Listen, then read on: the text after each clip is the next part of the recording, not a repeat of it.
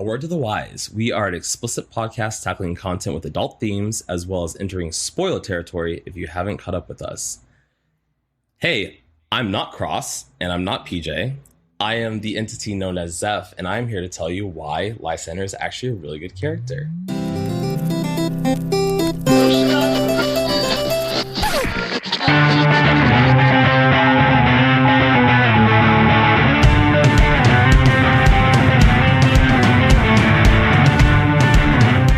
Hey there, this is Cross. And I'm PJ. And we are Words and Whiskey, a podcast for veteran and novice readers alike. We tackle fiction novels and love to talk about what we're drinking. You should think of us as your intoxicating weekly book club. I think I'll have to be drunk in order to hear Zeph out on this one. You gotta deal with my ass. You gotta deal with me.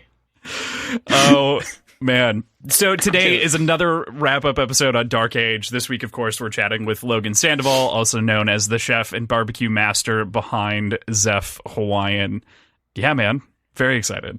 I'm happy to be here, you guys. I feel like this is like a long time coming. I know we've talked a lot on Instagram. I know I've seen you guys like dip in and out of Reddit and stuff. I'm excited to talk about Red Rising, as I always am. And not that I consider myself like a super fan, but I consider myself like a super fan. So I'm here I mean, I'd say so. Yeah. You mailed us beer very early on in the whole podcasting process, which was fucking sick as hell. And you know what? PJ fucking up, man, because I never got beer from PJ. No, you did get beer from PJ. I fucked up. Oh, yeah. Shit. Yeah. That's good, though. PJ, I'm gonna take a step back right now, and I'm gonna tell you I am sorry. I'm very sorry. I was gonna say, you didn't get my package? No, I'll send another one. Man, I am sorry. Can I take like 10? Can I take a second? I feel really bad about that. Especially after I talk about how much fucking PJ's voice is sultry and sexy. Oh man, damn! Yeah, I really fucked that one up. So I'm genuinely curious. Where did you hear about us first? Like, where did we enter your lexicon? You life? You guys are Red Rising. Yeah, both. Yeah, well, I mean, yeah, both. Why not? Oh, I mean, Red Rising came into play It was right after my daughter was born. We were living in Louisville, Kentucky. I used to work hella hours. I mean, I still work hella hours, but like I used to work hella hours, and I would chew through books. I would like eat through books. It was before I really got into like Audible. It was really before I got into like a lot more of like the Instagram game and a lot more of that shit that just like literally just like chews up our times as human beings. And so I would get home from work, and when I worked in Kentucky, it was a very stressful job. It was a little overwhelming. I was very young for the position I had.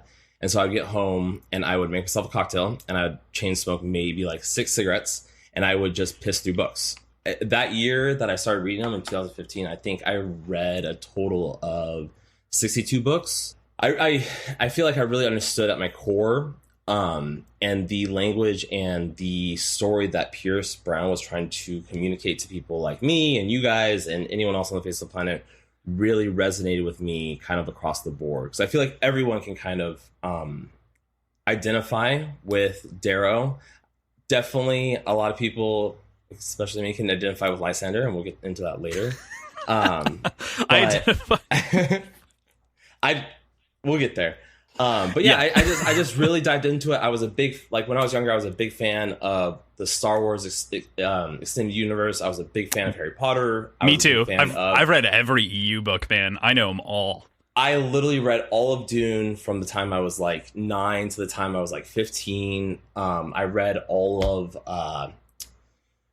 what else is like Lord of the Rings. I really got into not just space operas, but just really big, expansive stories, like stuff that could like transverse you and take you away. And I had the I was fortunate enough to get into these books with no I hate to sound like the kids, but like no cap. Like I jumped into the books because it was recommended to me by another book I just got done reading, some bullshit zombie story and another story, and then the story, and all of a sudden like popped up like, oh, Red Rising, and like the cover of Red Rising is super dope, and then jump into it. And I mean, I know the first half of that book is really hard to get into, but once you get past that half of the book, I mean, when you're in the institute, it really grabs you by the ball. Like it really, like it just like it gets in there, you know. And then 2015, I think almost all the books were out, or the 2 books were out, and Morning Star was not out yet. But by the time I had finished Golden Sun, it was out.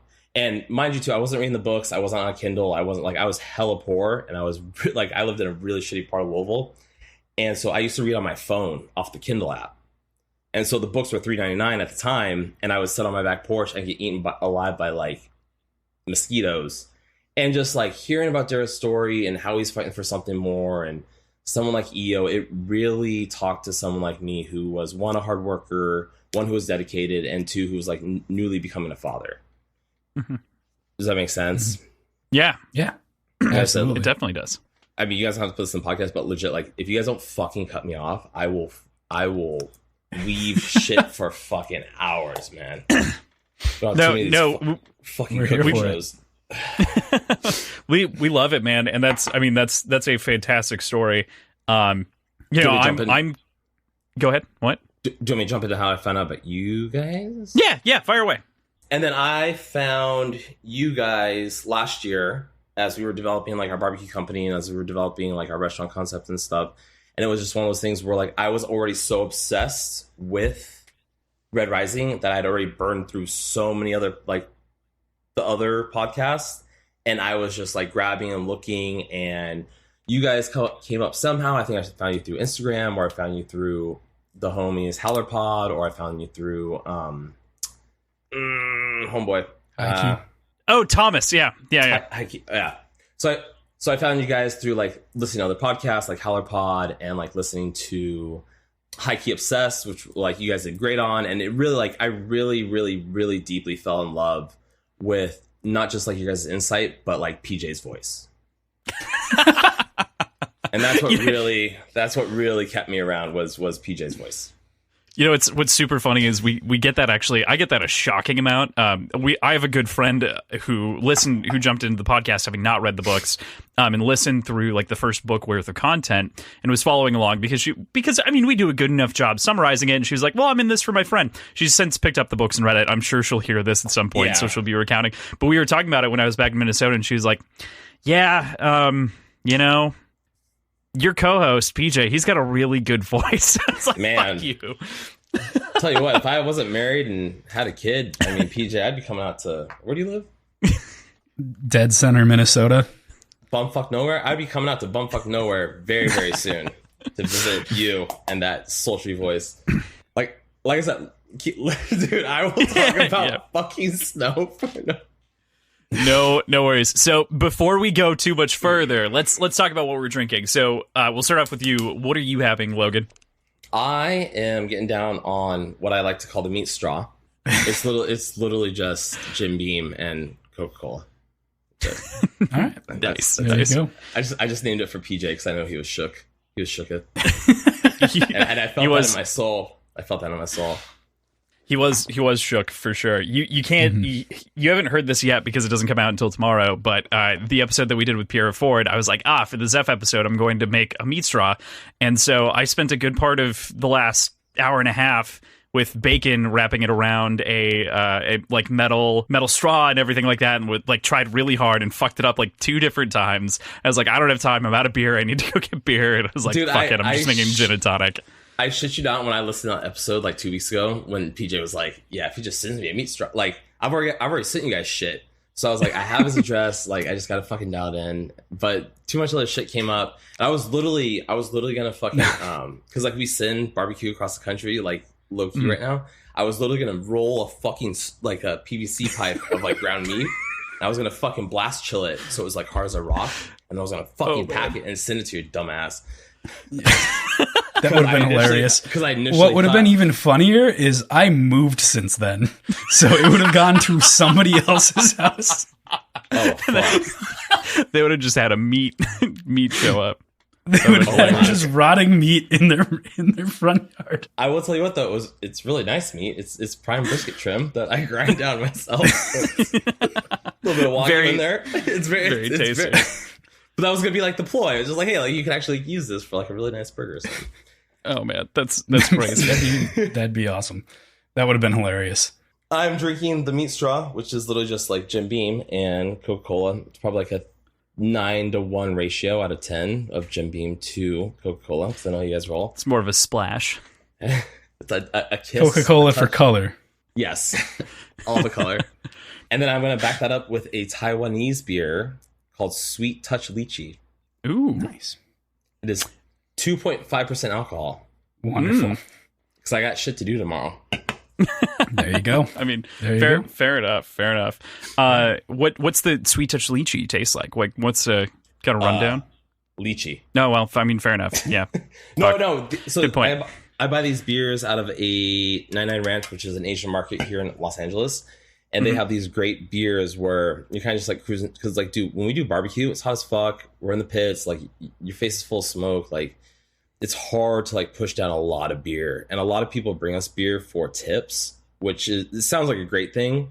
But, like, probably early September, mid-September, like, I started drinking the beers that I love. And I was like, dude, this is fucking nasty. I was like, I'm done. I was like, dude, because we've literally just been drinking, like, wild beers since February. Of like, just like, and I'm just like, dude, this is too much. Like, this is too much. Like, when I sent you guys your shit, I was like, yeah, like, I have 3 beer fridges just in my house to keep all this fucking beer. Yeah. And you sent us the good shit. You sent us Enegrin and other, like, localish. Man, no bullshit though. Like, dude, Enegrin, the guy one of the owners, John Bird, he's the homie. We're gonna do a breakfast there in a couple weeks, but we did a private dinner with him probably like six weeks ago, probably like 2 months ago. And it was fantastic. Like, just like working with him and talking about beer and talking about like flavors and stuff. I mean, it's the new fucking wine, you know? One of my dreams is to open up a brewery that has like a backroom tasting area with like one table. It's like a high-end winery that has like the private tasting area. I want to do like a private tasting area for beer with like really high-end, super crazy barrel aged, just really, really intensive stuff with myself probably as the brewer, like talking everybody through the tasting process. I think it'd be so much fun, but just a very high class brewery would be such a fun thing to tackle. PJ, what are you drinking? I have an elderflower old fashioned. So it is 2.5 ounces of bourbon, and I actually got a new bourbon. Rowan's Creek, distilled by Willett. Really, really nice. I like it. But So you're just drinking bourbon? No, 2.5 ounces of bourbon, half an ounce of Saint Germain elderflower liqueur. Oh, right. Yep. 3 dashes of Angostura bitters, and then a lemon peel to garnish. Nice. Were you chasing that? Following that up with Double Universe from Fair State Hazy IPA. Sweet. I am having a classic for me, mostly because of, as mentioned, the failure of the meat straw. I bought stuff so that I could do a Bloody Mary, and then it failed, the meat straw. So instead I made a classic just gin and tonic for me. Elderflower gin, the normal shit. So that's what I'm drinking there. We're repping the elderflower tonight, huh? Yeah, we are. Collectively, that's a fun little thing. And lychee. True. And then Sycamore Brewing Company, double candy, double IPA. So that's what we've got kind of going on in the lead here, and it is delicious. I think I've had the double candy on this show before, but it's just a great, solid local beer. Mm-hmm. So, all right. So now we got to get into the meat of this thing, right? Like we gotta give this a little bit of gusto. The meat straw of this thing. The meat straw of this thing.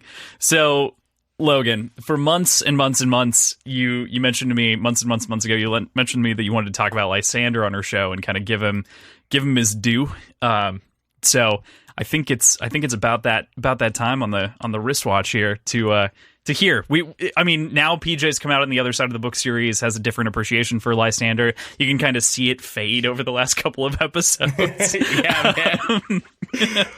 Dude, when y'all were talking about like how like Lysander used to be like the boy, I was like, our boy, yeah. You're not gonna be happy in like 200 pages.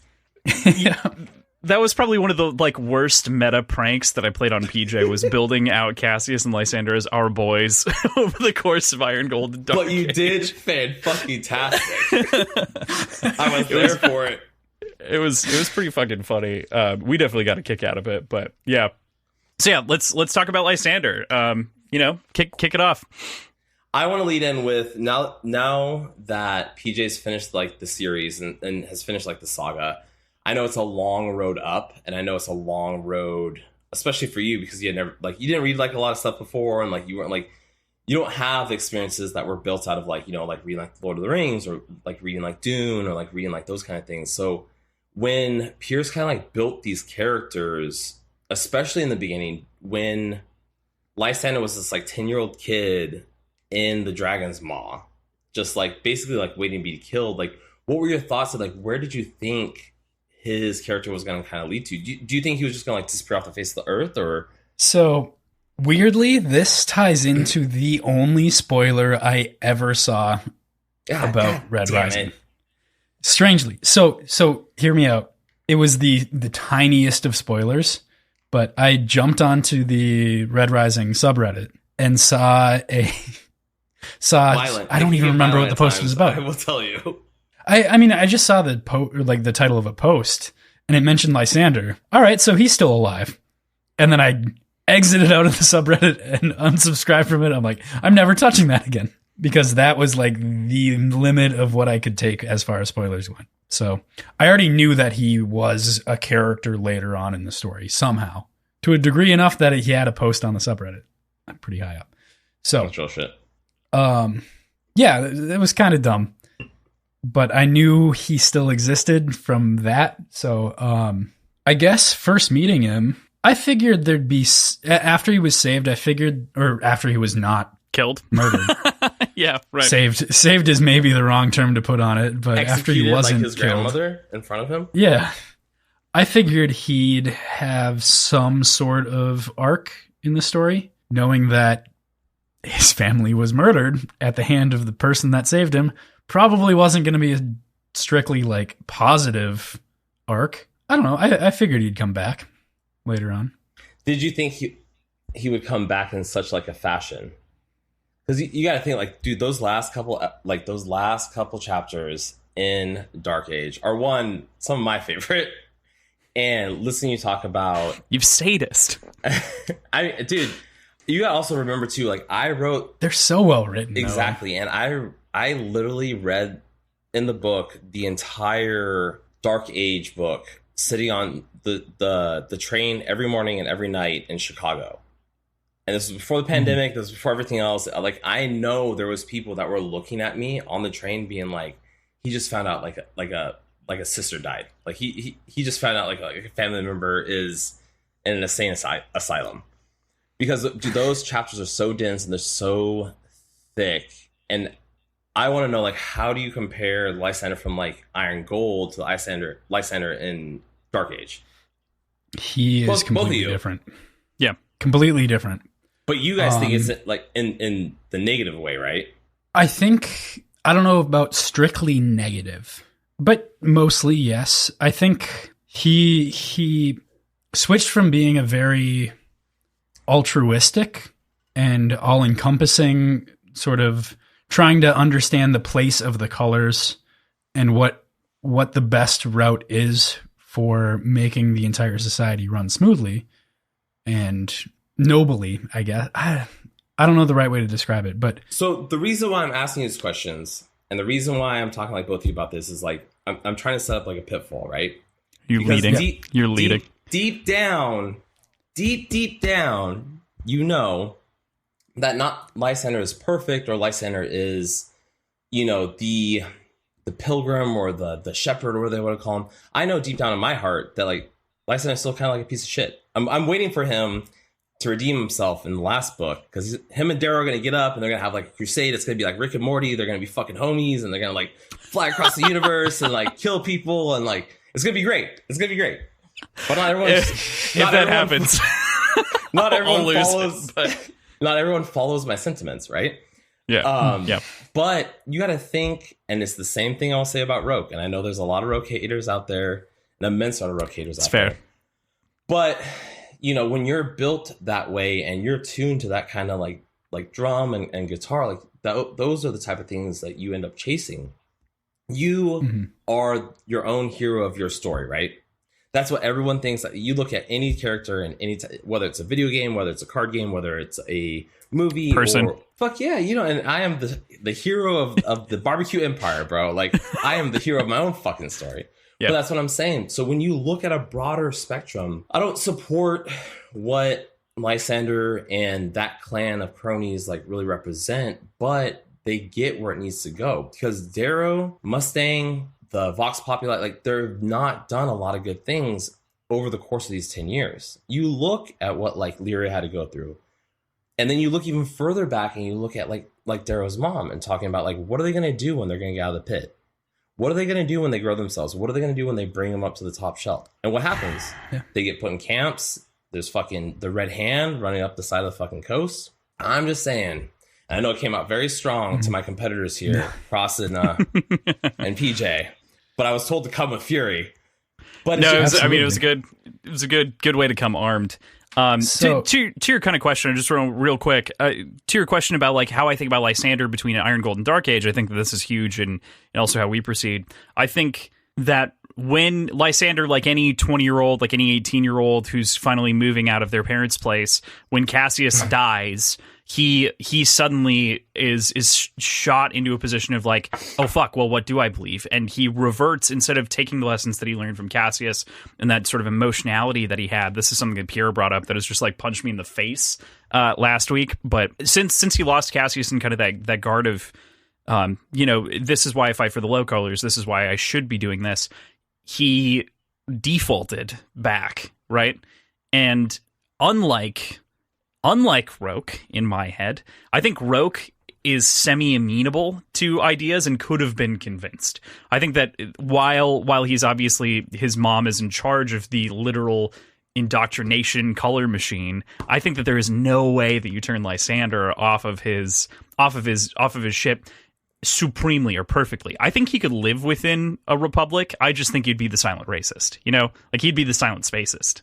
So my take on this is a little bit different. Thinking about this over the past like week leading into this, that's the other thing. I don't think like you are brand new. You're fresh, brand new. Yeah, I've had this conversation with dozens of people. Like, I envy you rereading that kind of like situation and stuff with the mindset that you have now. Like rolling into it because, dude, Cross had you on a goddamn schedule, man. And I can appreciate that. But like, dude, that was like, and the fact that you stayed off the server boards and you stayed off all the other bullshit, like, too, like, good for you, man. Like, I wish I could have on our own Discord, there's a no PJs allowed channel. Oh, no, I know. I've been in there. Yes, I'm sure you have. Right now, there's a notification for me in there, and I'm not going to click on it. For the record, that's an invite for you to come into the channel because you're done with the series. I don't now. know that. But getting back to the Lysander topic, it seemed to me his shift, and thinking about it more and like looking back on everything that he's talked about, it seems more like it wasn't necessarily a shift in what he believed. It was more of a perspective shift on how he viewed it. And it went from, like we've kind of talked about, it went from the view of gold shepherding the lower colors to subjugation. And the result is the same, effectively. It's just the perspective that he puts on it in his own mind. And he stopped really kind of taking that altruistic, moral, I'm doing this because it's the noble right thing to do, and I'm in a position where I can help these lower colors. These low color pieces of shit, I should be in charge of them. And like it was a complete perspective shift, but I don't know if it was really an effective change in motive, I guess. Does that make sense? Yeah, no, I get that. To pull in just like a little bit of history that I think is really interesting here too. Vindabona is the ship, right? That we're talking about here. It's also the ship. Like, we're kind of dancing around this thing. Like, this is when kind of like he changed or he broke, or like this is the way that he was, right? The Vindabona is the ship, of course, that we find Seraphina on, and is sort of the example of what guilts Lysander for the entirety of Iron Gold and into Dark Age even for a bit, but not really as deeply.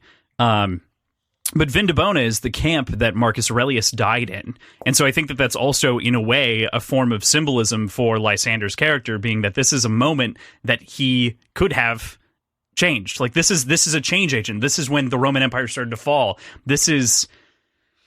There's a lot of nice symbolism that sits right there. You didn't bring that up in the episode. I couldn't, PJ, because that's ruining things. The man has a point. The man has a point. Like, I can't bring that up until now. Like, we had to get to the point where we can talk about like the whole thing. I felt like being aggressive talking about the Reaper versus Darrow so much, to my point, like at the end of Dark Age even. But yeah, I mean, fuck. Lysander is obviously a very complex character, and I appreciate what he brings to the narrative for sure. Like, I'm more of a sympathizer than PJ is for sure. But you gotta drive the line between being like a sympathizer and like an empathizer, right? Like, we all know slavery is not right, and we all know like subjugated people is not right. But what I hate to say it, but like what the society has as a whole moving forward, and I get where like Quicksilver's coming from and like where all these other people are coming from, like it's a downplay on trade and capitalism and creating like every man can live for what he wants to be, but it's extending us to the galaxies. It's extending us out to like different places and stuff, you know? So not that it was perfect, and not to like quote Lysander, like not that it was perfect, but I mean, it had its points. And I will even go back further, and I will like look at Nero, where I know Nero is even a bigger fucking bad guy than, I mean, because if it wasn't for Nero, none of this shit would ever have happened. It's true. Nero is responsible for literally everything, including ultimately kind of the deaths of Lysander's parents. Like, also, fuck Nero. I mean, yeah, fuck Nero, but like Nero had some. I'm rolling up the sleeves. Like Nero had some really good points. Oh, no. But Nero, I mean, yeah, kind of had some really good points. Other than, you know, filling people's mouths with fucking grapes and shit. But that was really cool. I'm down with that, actually. God bless your soul. Iona Bologna. R.I.P. R.I.P. I can't not laugh at that name. Seriously, every time you bring it up, I have to giggle. It's a ridiculous name. And I never even giggled at it until I listened to the audiobooks. I was like, oh, yeah. Fuck, that rhymed. Like that. Yeah, Iona Bologna. Like, yeah. Oh, no. Yeah. Anyway, you were saying about Nero. But Nero really had kind of what Octavius should have had. If you kind of like realize like everything has a place in the network of all things, because what happens is like human beings and people as a whole do not think about like the bigger picture. They think about the individual personification, right? And that's the big problem. Why I just jumped off a ledge, but that's like the personification of like why shit right now doesn't work in the United States or across the globe and stuff. Like, we don't work as an entity. Like, we don't work as like a group. And what really brought it home was like, if you look at like the story Dune, like in Dune, they do things to benefit people 5 generations, 8 generations, 9 generations in the future. Like, we don't do that as human beings. But if we did, we could literally populate the entire like cosmos. But we never will. And that is why the reason Nero and the Conquerors and the Iron Goals is like, you need to reel it in, because how many things were they running out of? How much stuff was just not available anymore? Like, how many humans were dying because of disease or because of, you know, you gotta think about like the bigger picture. And I just watched an interview with Pierce Brown yesterday about talking about like the prequels and like the stuff that goes on before Red Rising, you know. And you talk we haven't read those yet, but we're doing it next week. But yeah, I haven't read them either. And okay, well, cool. I think I'm gonna read them along with you. But those kind of people look at like the big play, like the long scheme of things. Like Darrow did not think about the long scheme of things. He put Ephraim in a position to do the things that he did because of the repercussions of the society leaving. Because even Mustang says, if I was the sovereign, like if I was Octavia, no one would ever even like step to me. Like no one would even like threaten me. So Right. there is a, not to sound like super like altruistic and stuff, but there's a certain place in time for all things that are due. I think while we're talking about like the mechanisms of power, which is I think what you're kind of getting to, right, is that Lysander is ultimately trying to reel back and trying to bring people back to the, well, at the very least in Iron Gold, he's advocating for the ideas of the Iron Golds, right? And it is kind of because we lost the idea of expanding to the stars, we lost the idea of taking care of fellow man, we lost the idea of thriving versus surviving, one might say. Yeah. But you know, like it's those components that really kind of fall out from the society in previous, and he's like, I can bring those back, I can do all of these things, and that's what Lysander and Iron Gold is to me. But it's in Dark Age when you realize the sort of the stark nature of humanity, of the individual, of war, and the lengths at which people will go to prove their point, that it really becomes kind of a, I mean, he has to be a cold person in order to pull this off, but then also at the same time, like he doesn't have anything to show for it yet. So like you also can't, I have a hard time taking the argument because he hasn't won. So at the same time, like he can't say that he's doing any better or that he would do any better because he hasn't reached that point. He hasn't hit the point that Darrow and Mustang are at, where they're dealing with the fallout and they're dealing with the horrible repercussions of their own very proper and ethical moral rebellion. What does Darrow say? As long as it's held down by manicured hands. Yeah, right. What Ephraim's line? Same leash, different collar, right? Like, yeah, across the board. Yeah, it's tough. That's why I liked Ephraim so much in Iron Gold. PJ? All right, I think there's also something to be said about Lysander's his view on things as he becomes exposed to them, as opposed to being strictly scholarly about them. Like war, for example. Beforehand, he's talking pretty regularly about honor and what it means to be an honorable warrior, kind of parroting Lorne a little bit sometimes. R.I.P. R.I.P. Yes. God. And then he finally gets into war, gets into that light resistance with the Reaper. Man. What a fucking chapter moment, anyway. And then suddenly he doesn't give a shit about honor at all anymore. Okay, look. Because he realizes he can't. Because he realizes he can't do it. I already knew you guys were going to come for the honor thing. No, and I get that. And I've had a lot of conversations, a lot of fights with people, you know, about like the honor aspect and like, you know, who really pushes house, you know, like who's really like Lauren's grandson. You know, like who really is like the Griffin. Yeah, the heir of Arcos is a big deal, right? But I mean, you gotta look at Lorne, who was a very precise person, who was very logical. He was very about the society. And so do you think Lorne, if Lorne was in I'm gonna get wild here. If Lorne was in Lysander's position, do you think he would have fought Alexander head on, or do you think he would have shot him in the fucking head? He would have shot him in the fucking head. And yeah. In all honesty, the backup is what he did to Tactus, right? Like he was like trying to solve a problem 12 steps ahead, and he was using the resources that were there to solve them. And that to me is the hardest part of that chapter, is discerning who's actually the heir. Like Alexander's trying to be the honorable person that his dad wanted him to be. That you know, Grandpa. Alexander, Grandpa, that Grandpa wanted him to be the heir of Arcos, and Lysander is actually being the heir of Arcos. Like he is embodying the decision making of Lorne, which is fucking shitty. Like, well, it's just like the end of like Iron Gold 2 when they meet the Ash Lord in the bed, which was, dude, when I read that, I listened to it on like audiobook now, but I remember like reading that and just being like, I wasn't right at work all day.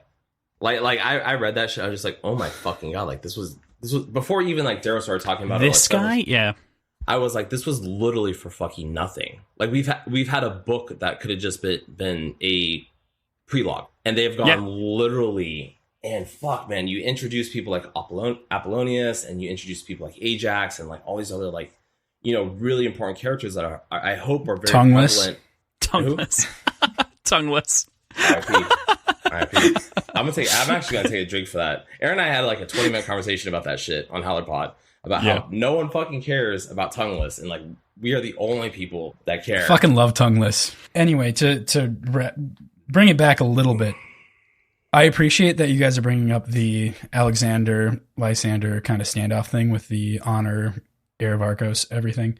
Mm-hmm. I'm strictly talking about warfare and battle. And when he was in Ladon and when they were at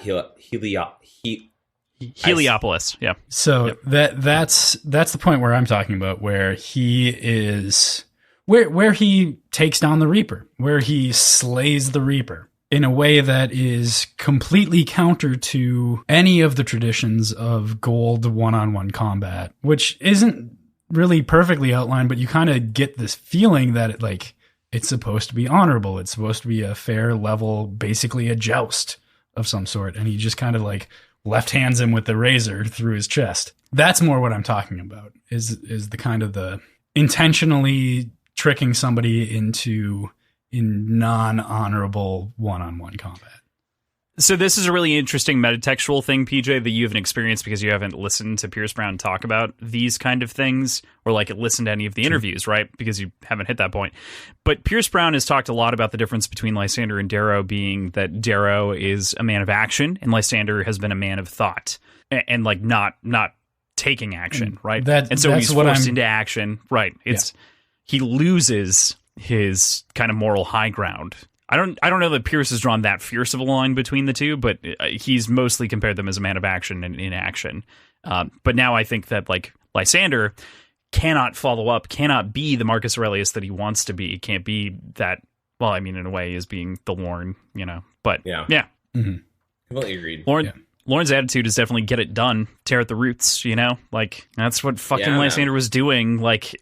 That's the tough part, is you view this through the Lorne lens and you're like, Lysander's doing the right thing, Darrow's doing the right thing by the philosophy standards, not by the ethical standards, but yeah.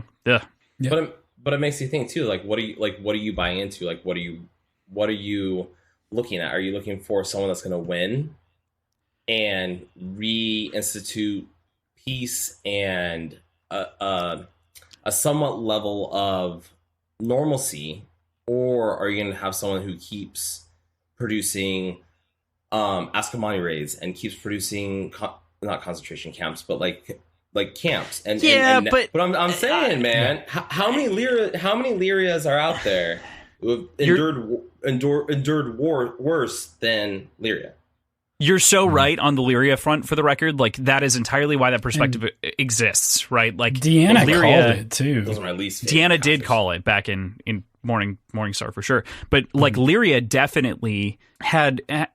That's why her character existed inside of Iron Gold, and so few people actually give that the full credence that they need to understand kind of the philosophical underpinnings of the post rebellion, right? But I do think that you would again be reverting back to the society is going to need to put these people back in the ground. It's going to take generations. They're going to be dealing with shit. Lysander isn't going to be alive in the long term.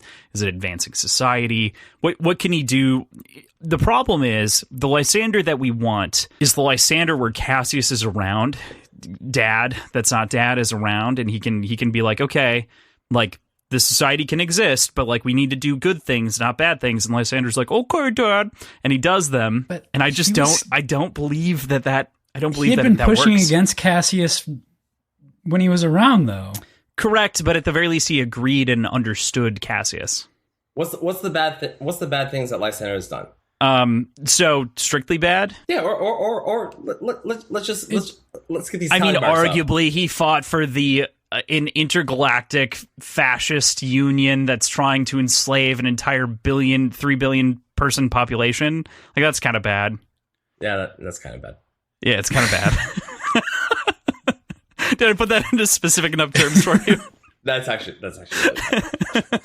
I'll admit that. It is how leading them, married into it, is fucking his kind of aunt, cucking his cousin. There's a lot there.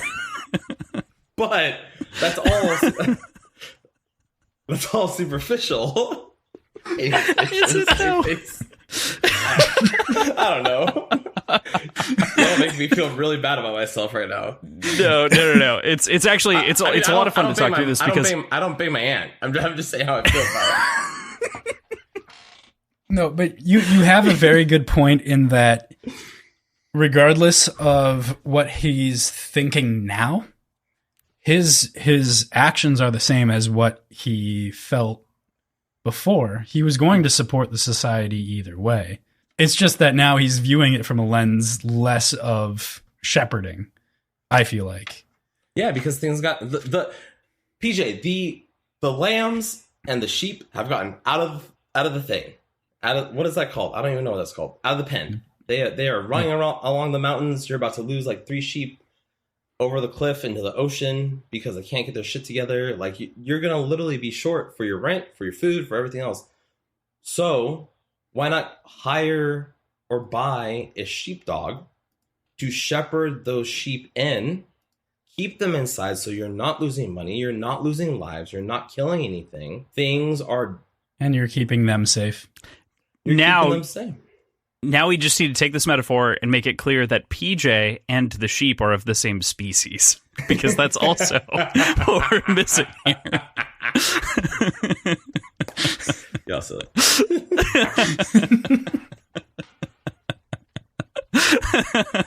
I mean, we've had this conversation a little bit.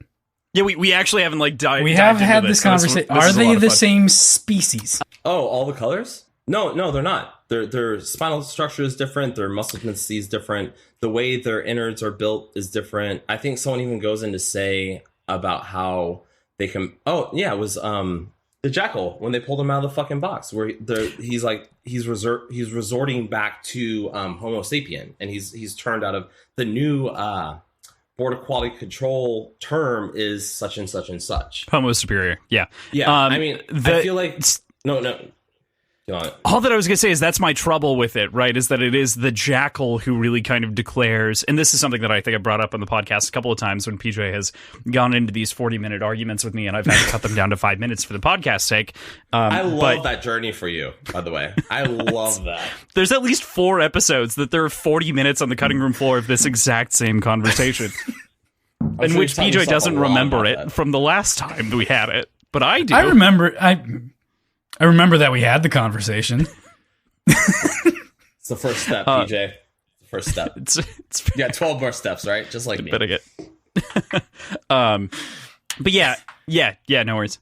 So the thing that I have with the Homo superior conversation is that it's just so locked into the jackal and the jackal's perspective and the Board of Quality Control. And while I do think that it's likely that there's ignore his take on it then, and just look at the colors themselves. Correct, which is why I was saying, while there's likely that there's been divergences, of course, because of breeding, I feel like if only I knew biological classifications better, I could probably get more specific here, but it doesn't feel like species is the right term. Genus is a stretch too high. I forget the term. Genus is above species, right? Correct, yes. It becomes very apparent in Dark Age, and I sound like super like eugenics and stuff, but like obviously a red cannot contend with like an obsidian or a gold. You know, like people are built for certain things. Like you gotta think of it as like a tool, and not to sound like hella weird, but like the way I compare it to is like everyone has, like when I used to work in like fine dining and like in deep kitchens, everyone has a position, right? And it makes the kitchen successful. You have a saucier, you have a butcher, you have a gourmand, you have a garmager team. Like people are built into positions, and not to fucking say his name again, but Nero had a really good point. It's what makes humanity successful and makes us the most dominant and long-stretching species in the universe. And in a long run and long term of things, what's more important than that? So, go for it. Feel free. I am going to completely revert on what I was talking about and get in line with Crossland's line of thinking and bring it back to Ant YouTube. That's not what I wanted. Sorry. All right, so I think it's Ant YouTube. Ant YouTube. I like watching ants. I can't believe how many times this has come up randomly in conversations. But there are species of ants that have different Yeah, exactly. So there are Like species of ants. In the insects. The insect. Yeah, like the little colonies of ants. There are species that have different. You want to talk about it? You okay? He's talking. Yeah. You want to talk about it? We're talking about it right now. He's got a problem. So there are some species that have completely different body types for different roles within the community. So there are ants that are made for protection, like they have more defensive capabilities. There are bigger ones that can like chomp through big pieces of food. Yeah, like and there are specialized roles, and they all came from the same queen, the same eggs, and as the needs of the colony are apparent, different ones will be birthed. So that happens in nature, so I guess it can happen in humanity too. I never thought Ant YouTube would be what came to my defense here. Like, I never thought that was going to be the way that this went. No, he's coming to my defense. He's saying everyone needs to be. I'm coming to both of your defense. You guys were both on the same side. No, and I was. But Zeph, do you think that they're different species? Yes. I'm not smart enough to know the difference between like species and like genuses and like all that other stuff. That's exactly what I said. So we're in the same. Literally exactly what I said. But those are all the same species. Genetically, they are the same. So even though they have very specialized skills, and they're like me versus Crossland, I can do stuff that Crossland can't do. That actually made sense though. But I can never train to be taller like you are. They're all ants, but they all have different torture devices. Spaces. Yes, right. So that's why the society works, right? Well, yeah, or that's why like any economic system works, or socio-ecological system works. I got cross. I didn't get PJ. Like, that's why anything works, is because they have to work, because it has to function, right? So if Lysander wants to put those things back in place, then why is it a bad thing? And why is Lysander a bad guy? I think the trouble that I have with it is that it's mandated based on your place of birth, not your worth. That's more of my issue with it. It is your ability and capability, though. It's to a certain extent, very tangibly related to your type of, to how you were born. But I mean, this is a very worth is not the same thing, but capability absolutely is. This kind of particular thing inside of Red Rising. Oh, PJ's repouring for everyone at home. PJ has added a second drink as a Zeph. I'm on my second beer though here.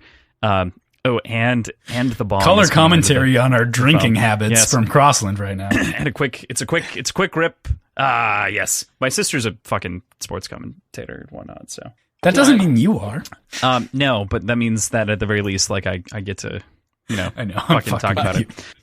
So kind of the tough part about this, the whole conversation with Lysander and kind of the other side of the argument is that there's a combination of a small eugenics argument that goes into it, and a small ethical moral fascism. Like, can someone being in control of the means of production be more effective? Dude, I'll tell you what, a pinch of eugenics, a dash of racism,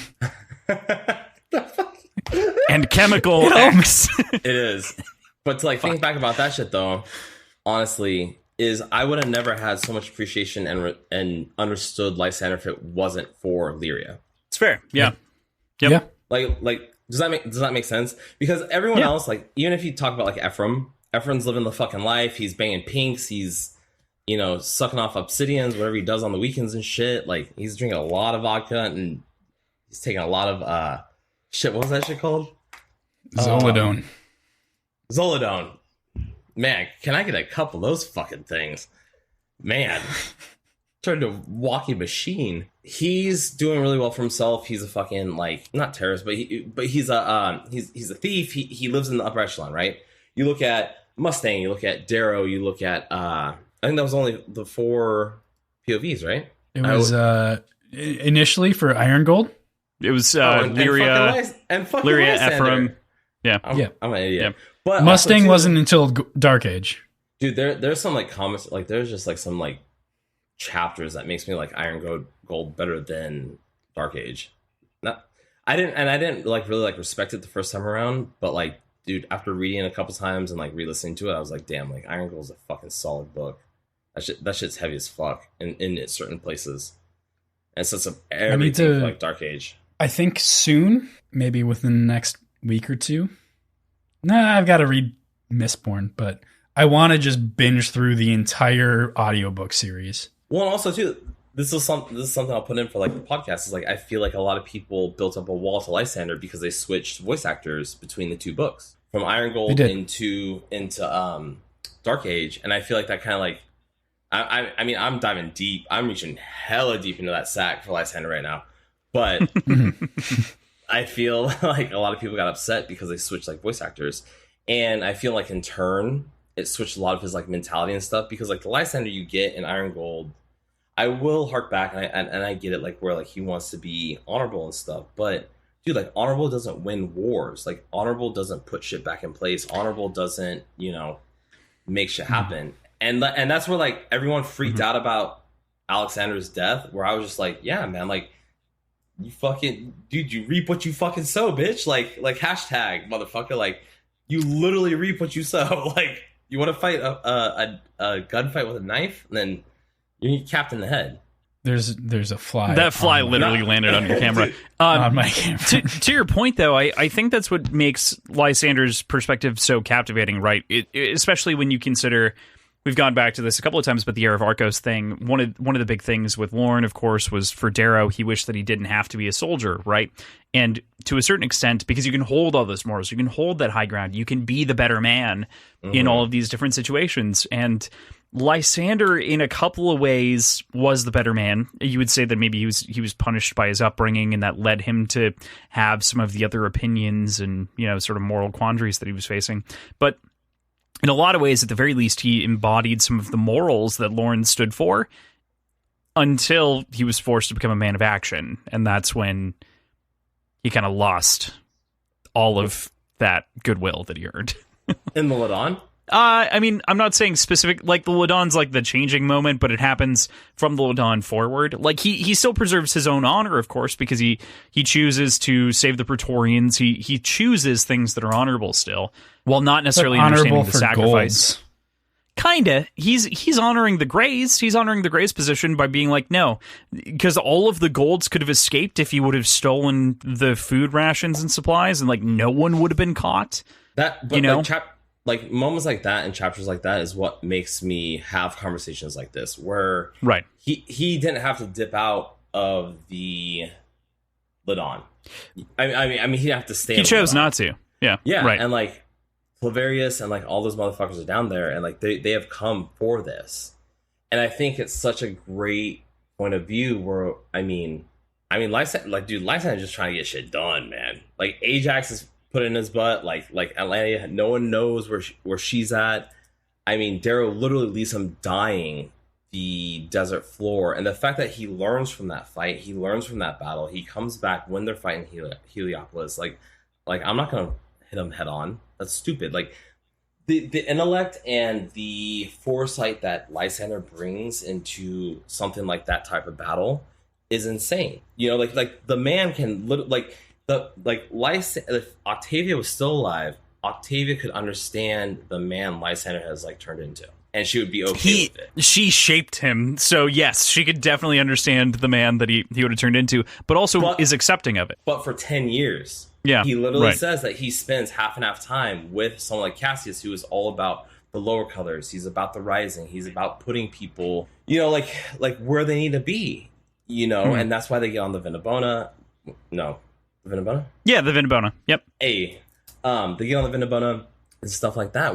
And he has so much respect for the Raws, and he has so much respect for like their type of like living. Where I forget what the quote, but it's like Holorex, Talatex, or something like that. And I'm just like, man, like every time they say that, it's dope as fuck because like he can see where the society could go. You know what I mean? Like there's a certain and he said, man, like and he said to Dio, like, Darrow's had his time. Darrow and Virginia have been doing this for 10 years. It's a decade. That's 10 years of solid groundwork. They're not doing the thing. You know what I mean? Like it's not. And I know things take time and emancipations and stuff, but like, man, like all those people were perfectly fine 10 years ago, living underground, getting laurels, grinding dirt, getting to helium-3. Getting laurels. Only some of them. Some of them were getting laurels. But I'm just, it's not right, and it's not the good part of the society. But Darrow's brought on chaos into the world of Red Rising, and that's also like that's why I also love Darrow at like the Battle of Elysium. That's why I love Darrow. I don't love the fact that he killed Wolfgar, but like either get out the way or get on board, because we are trucking through. Kind of an accident, but also Darrow's fault in the long run. Like, that's kind of the hard part with Wolfgar, is like, it's, you know, he chose to put himself in this situation where he was going to kill him. One of the things that I just want to bring up to your point of like a decade of time, the American Revolution was 25 years. The Whiskey Rebellion happened 8 years in. And then the burning of the White House happened another 20 years after that. Like, there are a number of different marked fights within the Union. And then 70 or 80 years after that, we have the Civil War. So, like, you know, like, you constantly have to fight for whatever, like, you're standing for. So I think in a certain regard, I'm speaking on behalf of Darrow and Mustang here, saying, like, 10 years is not enough time, probably, given historical examples, to be able to establish something that is concrete, unless you are a completely tyrannical dictator in, say, Peru or Argentina, in which they are very good at that. Good job, Cross, for shooting all my shit down. I mean, I'm just saying. No, but it makes sense. It makes sense. Yeah, right. But that's the fun part about this book, right? Like, it's about that argument. It's about like were we better before, or are we better now? Like, what do we do? I mean, we all read the first 3 books just like, hell yeah, like, let's free these people. Let's get shit, like, get people out of fucking. Yeah. And then what happened? You know, Quicksilver came in, bought everything up. No one's getting money. Mm-hmm. Everyone's living in the fucking slums, and they're living in camps and shit. Like, Quicksilver's really the villain here. Let's be real. Quicksilver is probably the villain here. Quicksilver's like legit, like a Elon Musk or a fucking like. Quicksilver's Peter Thiel, man. He's fucking Peter Thiel. He is the eBay guy in the back. So, do you know who Peter Thiel is? I have no fucking clue. Okay, so Peter Thiel... I know he's a reptilian, though. So Peter Thiel is actually responsible for Elon Musk's money in general. He had a competitor company, and Peter Thiel, who owned PayPal, bought out Elon Musk and added him to the company, gave him a bunch of money, and then subsequently is responsible for a lot of that kind of rise and change and everything. So, but he's been a like shadow billionaire for almost 2 decades, responsible for like the fall of Gawker. I could go on. I could talk about this forever. A reptilian. I like truly. So for anyone who's listening, and or you two, one of my favorite books of my life is Conspiracy by Ryan Holiday. PJ knows the Ryan Holiday name because of some of his Stoic work and other things like that. But he wrote this nonfiction book about Peter Thiel and the fall of Gawker and Hulk Hogan and that whole lawsuit.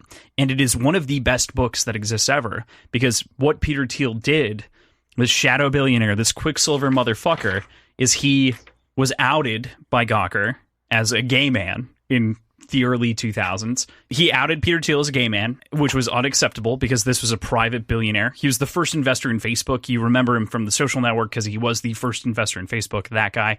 And he... This is all news to me. Oh, yeah. just legit. But anyway, Ryan Holiday wrote this book, was able to talk about it, the shadow conspiracy behind what Peter Thiel did to take down Gawker after they outed him as gay through Hulk Hogan, who Gawker published a sex tape of. And he funded the entire thing through back channels and did all of it to make sure that they were removed as a source of media. It's wild. It's such a good book. That's what I'm fucking here for, man. Yeah, it's been optioned into 2 different movies. Like, it's so good. It's such a good nonfiction book. Fuck. Anyway, back to the point. Quicksilver's the real fucking villain here. Let's be real. We haven't seen it yet. We don't quite know yet. Other thoughts on Lysander before we move on to like other things. I don't know. Other than the fact that he's the greatest character of all the books. You know, greatest character of all the books, you motherfucker. No. We all know that belongs to Roke. Like, why are you even mentioning Lysander in Roke's vicinity? Why would you say something so controversial but so true? I can. Man. Oh, man. I can hear the fans weeping right now in my head.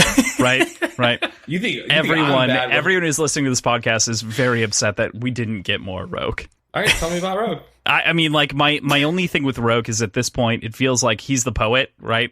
So it feels like we should have had Darrow reflect on a poem that he wrote. Like, it feels like we should have had a Roke poem at some point, and we just haven't.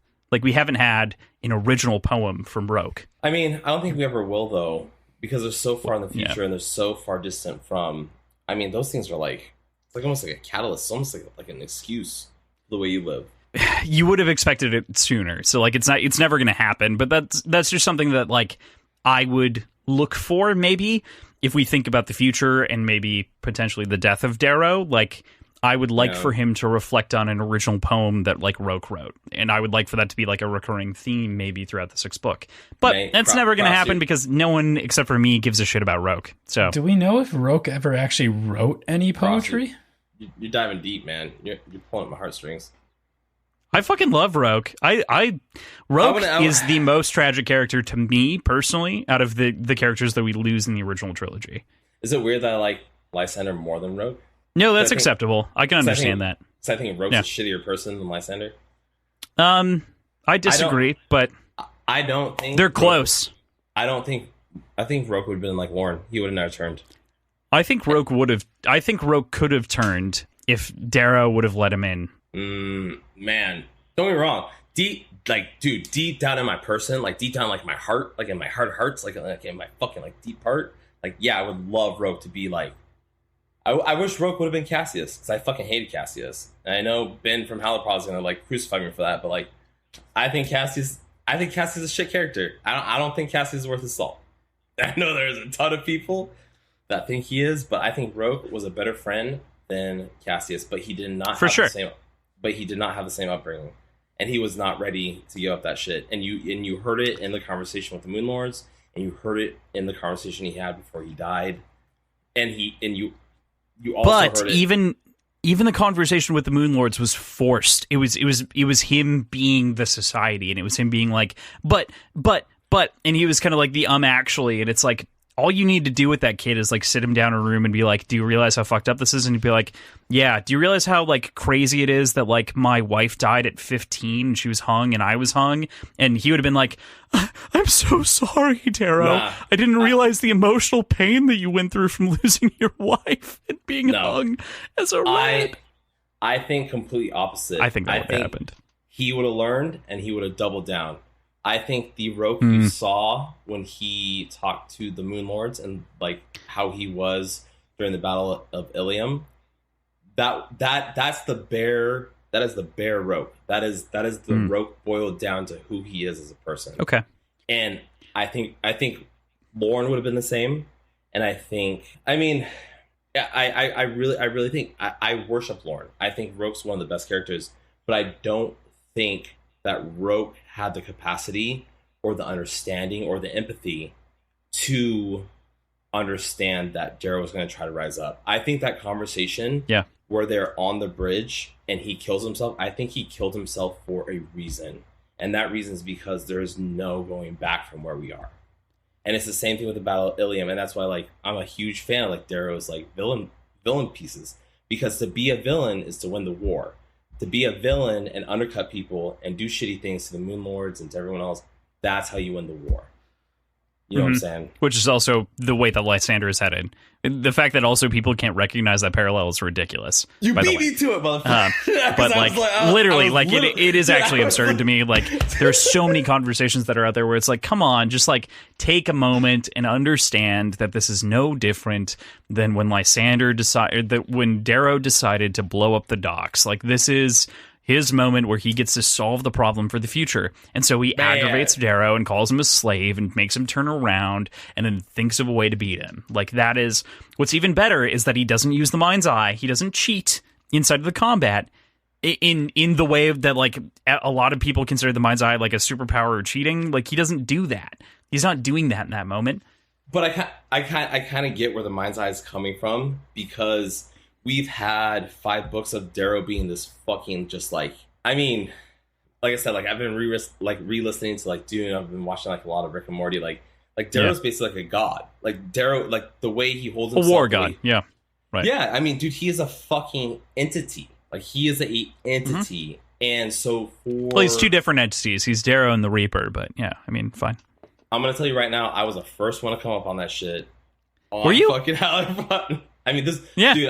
I didn't listen because part of my issue is I didn't want to like taint my own perspective, so I didn't listen until we kind of like got into the podcast a little bit. But as you shouldn't, because like when I sat down with Howler Pod, because like our conversations before and stuff, like I think they really thought I was gonna buy into like the gala and like ripping off Cassie's arm, like because I'm very like what I've talked to you guys today about, like violence. Yeah, or not just violence, but just like there's a way of doing things, and I don't know if it comes from just like cooking in kitchens for like my entire life, but like you can get shit done at a very efficient rate if you just get in your fucking line, you know. But I talked to them about it, and it was one of those things where like there's two different people. Like I actually told them like there was like four different people. Like you have Darrow who's a red, you have Darrow who's a gold, you have Darrow who's pre-box, which is like the fucking. Yep, that's fair. That's actually a really good read on that. Yeah, it's the Reaper, and then you have the Darrow post box. I think the Reaper is really Darrow post box. And then I think your 3 and 4 are the Darrow that I talk about the most. Those are the ones that I talk about. 100%, because I think there's like a red Darrow, the Darrow that got like raised, but then there's two different. When everything like pans out, there's two different Darrows, right? Now I know you guys have talked about it, and I know you guys are like super deep into it. Where there's a Darrow who is Darrow, but then there's like the fucking Reaper. But I don't agree with you guys when he gets on the spaceship with Cassius and stuff. Like I don't think he's leaving the Reaper behind. I honestly think he's stepping in to like personify the Reaper, because like I don't know if you guys ever watched Dragon Ball Z, but there's like 3 phases. I have like, watched Super all Saiyan. of the Dragon Ball Z. Yes, but it's like, dude, like you keep leveling up, right? You know, you going through your fights, you fucking, you know, you get buffer, you fucking find a new form, you fucking get like. I think Darrow in book 6 is gonna be the Reaper like 2 times fold, because he's gonna be looking for fucking vengeance. He's gonna looking for and he's already accepted the fact that he's not gonna live like the long run. It's like in Dune, right? Where like Paul's like he knows, like he's sorry, spoilers. You're fine. Okay, like Paul's not gonna like. He knows he's not going to make like the long run, right? So he sets other people up for that. So I see Darrow setting up Pax. I see him setting up Mustang. I see him setting up like his entire family to run the long game, because the moment you leave being just Darrow, you become the Reaper, and like everyone's scared of killing him, right? So like you don't want to martyr, but being a martyr just like his wife is probably the best fucking choice for him. And that's where like Lysander comes in, where Lysander's literally trying to turn the tide. Lysander's trying to put shit back in, and not only that, like he is the definition of like long-standing like bloodline. So who better to step in? And like my question to you guys too is like, do you think Lysander and Eleni are gonna have a kid in the 6th book, and that's what's gonna carry us? My fucking god. Okay, so we'll definitely have that conversation in just a second. I just want to draw a parallel. A lot of people also don't point out that Paul and Lysander are very similar, and that a lot of their traits are they're following along identical paths. The mind's eye, the mind's eye. Like it's all stuck in it. They're literally like stuck not in the enough people. desert. Not enough people think about it that way, and people are so stuck in the idea that Paul is a good guy in the 1st and 2nd book. Like it's, I mean, fuck. Anyway, no, Paul's a monster in this. For you. Yeah, Paul's a monster in the 2nd book. Yeah, Paul, and that's also why I'm very excited for the adaptation, because the 2nd book is both a combination of the end of Dune and Dune children. Like, that's the idea. And it's like, fucking give that to me. Anyway, I'm super excited for Friday, because that's when, or Thursday, that's what I'm going to do tomorrow. To your point on Darrow and the Reaper and kind of the segregation of identities, you know, maybe it isn't the defeat of the Reaper. I just feel like the breaking of the scythe feels very symbolic of the death of that version of the Reaper that we've gotten to know over the course of Iron Gold and Dark Age. And since like post-box, like this feels like a defeat. It feels like the end. It feels like a turning point. It feels like, to me, when Luke loses his hand, right? It feels like that same kind of Empire Strikes Back-y big change moment where a character realizes that he can't be he isn't the personification of justice. He isn't the personification of honor. He isn't the personification of truth. He is instead reliant on others and can build something, can be can be more, you know, like he can strive for something more. So yeah, I think like he might be right. He might double down into the Reaper in the next book, and this might be that pre-level up. But I have faith in the idea that instead he leans more into friends, and he spends the first half of the book rescuing his friends from Luna and from Earth, saving Severo, Pebble and Clown, maybe losing one or two of them. Well, And what friends are left? Screwface. Are you sure? Kinda. He's a broken shell of a man, but you know, yeah. To your point though, like you're right, but you'd hope that that's what comes next. So That's all I wanted to hear. I don't know that you're right. Is that what you're going to hear? Yeah, I can just whisper that you're right. You're right. You're right. I mean, I don't want to be right. I definitely do not want to be right. You know, I definitely want to see like so I want to see a Superman story. I just don't trust Pierce Brown. Like, motherfucker scares me deep down in my core. Like he's so I am literally studying myself. Like, dude, the fact that he killed Daxo, that I have a really weird spot in my heart where I'm just like, man, like I was more concerned about Daxo than I was like Severo. And it's gonna sound like a really like offhanded opinion, but I like Severo, but like, dude, everyone's just like fucking like about Severo. I can take him or leave him. I mean, interestingly enough, that's actually a conversation that we've had twice in the last 10 days. So yeah. Yep. I will tell you what though, at the end of book 5, or in a book 5, like, dude, he was no, I fucked that up. In a book Iron Gold, I mean, he dipped out. He was a bitch. Like he wouldn't double down. Mm-hmm. You know, and Mustang says the best way where, you know, like, we can handle shit at home. Like, go figure this shit out. It's also the second time we've heard that in 2 weeks, which is not like I totally agree with you. Like I'm 100% on that page. You know, it's just like that decision on Severo's part is more, to me, it's more symbolic of their division of priorities between Darrow and Severo. Not that Severo is undervaluing Victra or Mustang's capabilities, but also like, I need to put all my effort into this because there's no way I'm losing that. And that's just a difference of priority. PJ, your read on the Darrow, Severo, Reaper. Darrow, Severo, Reaper. What? Division. Just any and all of this. All right. You've been left out for a bit. No, all good.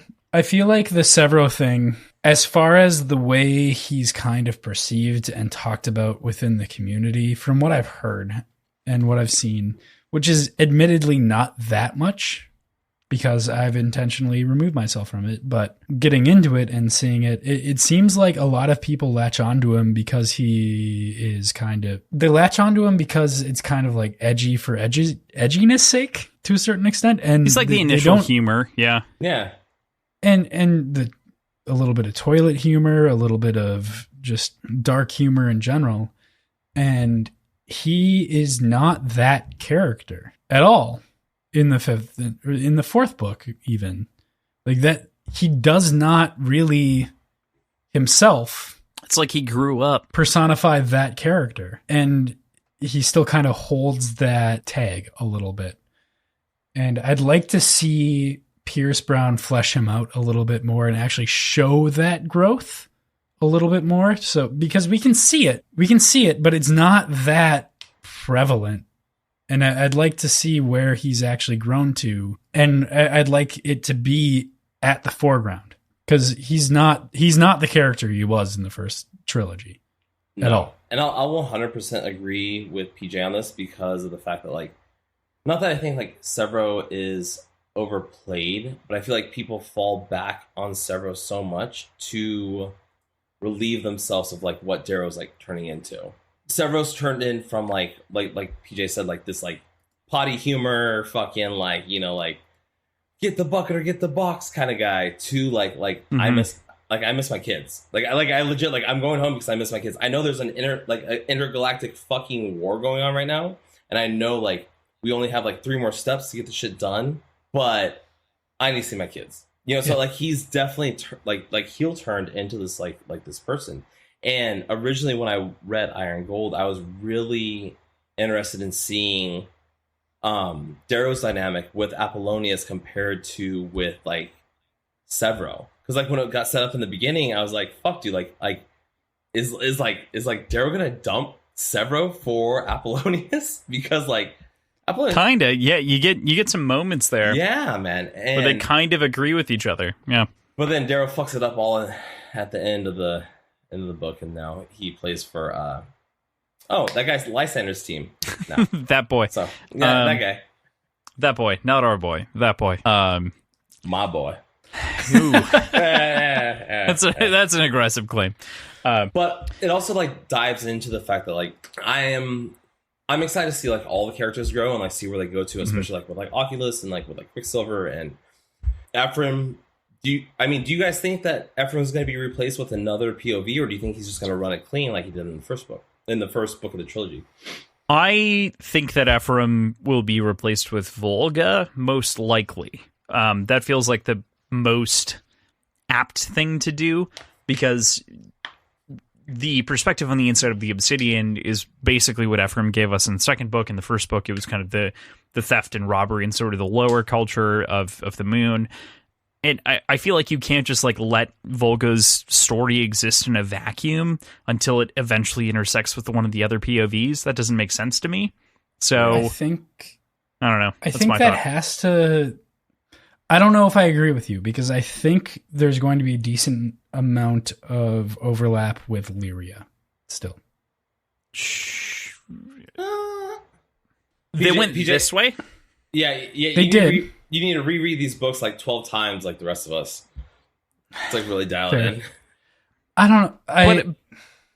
I think see a convergence eventually. I just don't. It'll converge. Oh yeah, fuck yeah! Like you're just gonna be like literally like drop down, fucking like stab, like fall on the back of the neck, and fucking I'm like A-okay. Yeah, right. With a behind the curtain meeting of Volga and Fa, man, and progressing through that relationship, and then getting smacked with it at its fruition later. Well, so I'm okay with that. You're talking like 6 months in. Yeah, like deep, like Volga's been there now for 6 months. She's basically told Fa that like, yes, I'm your granddaughter.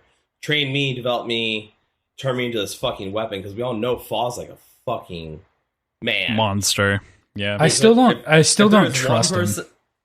I don't trust him to want Volga to actually proceed with the Obsidian. I genuinely believe he's going to try to subjugate her into being basically a breeding ground for his monsters, like Ragnar was, or Ragnar's dad, who he is technically. No, he's Ragnar's dad. Pale Horse was Ragnar. It was Ragnar. Ragnar was the sort of he was being farmed. They were farming. There's a lot of supposedly going on in some there's a lot of bloodlines, right? Like where like Hrothgar and Ragnar seems to be the way, especially when we get the post data. It seems, here's the thing that seems accurate. Volga is the daughter of Ragnar via Hrothgar. Yeah. They know that. That's established at the very end of the book. Yeah, I feel like we can nail that down because like Atlante came in, gave her toys, like they. Yep. They were part of that thing. We can nail that down, certainly. We cannot nail down Fa's connection with anything else. We can't nail down... You think Fa's full of shit?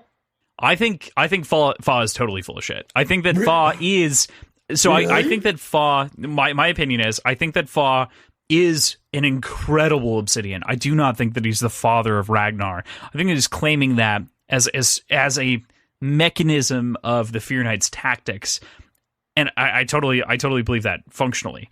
I think that this is mostly a claim to fame and totally a fear tactic, as you think about the way that he is proceeding through and cleaning through all of these different ranks, working through psychological warfare, putting Freyhild up and splaying her out, Blood Eagle. It all seems to me like this is psychological warfare front to back to conquer Sephi's weak, quote, Obsidians. Yeah, but Sephi ain't alive anymore. No, and agreed that she's not alive. All that I'm saying is that I don't think that he's the father of Ragnar Valaris. I think he's probably the strongest motherfucking Obsidian that we've seen for sure, and is more than equal to Ragnar. Like, he is the fucking what the fuck. But I do not think. I think that he's claiming. I think that he's claiming fatherhood to try to eke out some kind of a legacy connection to the honor. Does that mean I have to get a fucking like pale horse tattoo now? Underneath my Ragnar tattoo? You're getting a pale horse? Or you already have one? Oh no, not yet. But I definitely have a Ragnar tattoo. Yeah, no, I know the Ragnar tattoo. It's just wondering. Has PJ seen the Ragnar tattoo? I haven't. Oh yes, I have. Yep. There we go. Yep. There we go. But it's the PB Doodles Ragnar. Who's the fucking homie? Yeah. She's great. So good. But your sort of claim or your thought on this gives even more credence to my thought in that I don't think his intentions is for Volga to lead the Obsidian. I think it's manipulation. But she's going to play against him. Specifically, I think he wants to farm her. But there's not enough time to farm. There's nothing. Genes? What do you mean there's not enough time? For the genes? We're talking like 9 months. My trouble, yes, the genes. I think is kind of the theory, right? So like my trouble with this theory, as we've kind of talked about it a little bit, is that end all be all of Fa is as an operative in the rebellion against the Republic. It's about killing the Republic. And so I don't think that like his long term is farming out Volga. I think if anything, he probably wants to claim Volga and then kill her. That way she can't be a symbol for the Obsidian going forward. It can be both, though. It can be both. It can absolutely be both. No, I want this shit to all be true because I want to fucking throw down between Fa and fucking Darrow. Dude, Annalania. Dude, fuck Lysander. Like, dude, I want some fucking like, I want to see some motherfuckers bang, you know? Yep. Like, dude, I don't want no. We put them down in the desert. I don't want to see no like I broke her arm. I don't want to see no fucking like star shells and shit. No, I want like man to man fucking like combat. Like, and for Darrow to talk about like how he's fighting fucking like Ragnar's father. Like, and I want fucking Fa to put him down. I want Fa to put Darrow down, and then Darrow walks through the wheat or whatever the fuck the veil is, and he sees fucking Ragnar and he sees fucking Io, and all of a sudden out of nowhere, Lyria jumps out from the rocks and fucking stabs Fa in the head. In the book, Pierce Brown, fucking call me. I think instead of Lyria, it's got to be Volga. But I can concede that that's a great idea. I just think Fa has a lot more. I mean, obviously that ending was a joke, but like I feel like that Fa has it's a very lot Night Kingy more. of you, but no, I think Fa's gonna come back, and I feel like Fa's gonna pull from the not Ashlord, but the Fear Knight. I feel like he's gonna also pull from like the society as like a whole. Yeah, I feel like he's gonna get too big for his britches. He's like, this is gonna be the second revolt. We're gonna fucking like. I now lead all Obsidian, not just like the Heatlanders, not just like, you know, the people that moved to the cities. Like, I own all Obsidians from the sun to the Kuiper Belt, and then all the way out to Pluto. Because that's what my trouble here is always the time, right? Like with everything that I think about, right? Like there's a year between each and every Red Rising book. There is 2 weeks between Iron Gold and Dark Age. How we know that like the Republic has lost Earth. We know that like there's so little time for so much of this to happen unless they give Mars like a year to fortify. Like the idea of like farming out Volga for spawn doesn't make any sense. I mean, it can if it's just pure subjugation. We're giving Volga no legitimacy as a person. Like, it could definitely make sense. She and then could be saved by Lyria. That actually does make sense. Like, it can be a thing. I just think that will also undermine her as a character too heavily. Golden Sun to Morningstar is a year, right? Correct. Every other book is a year until you hit the sequel series, and then it's been 2 weeks between books. Like, it was only 2 weeks between.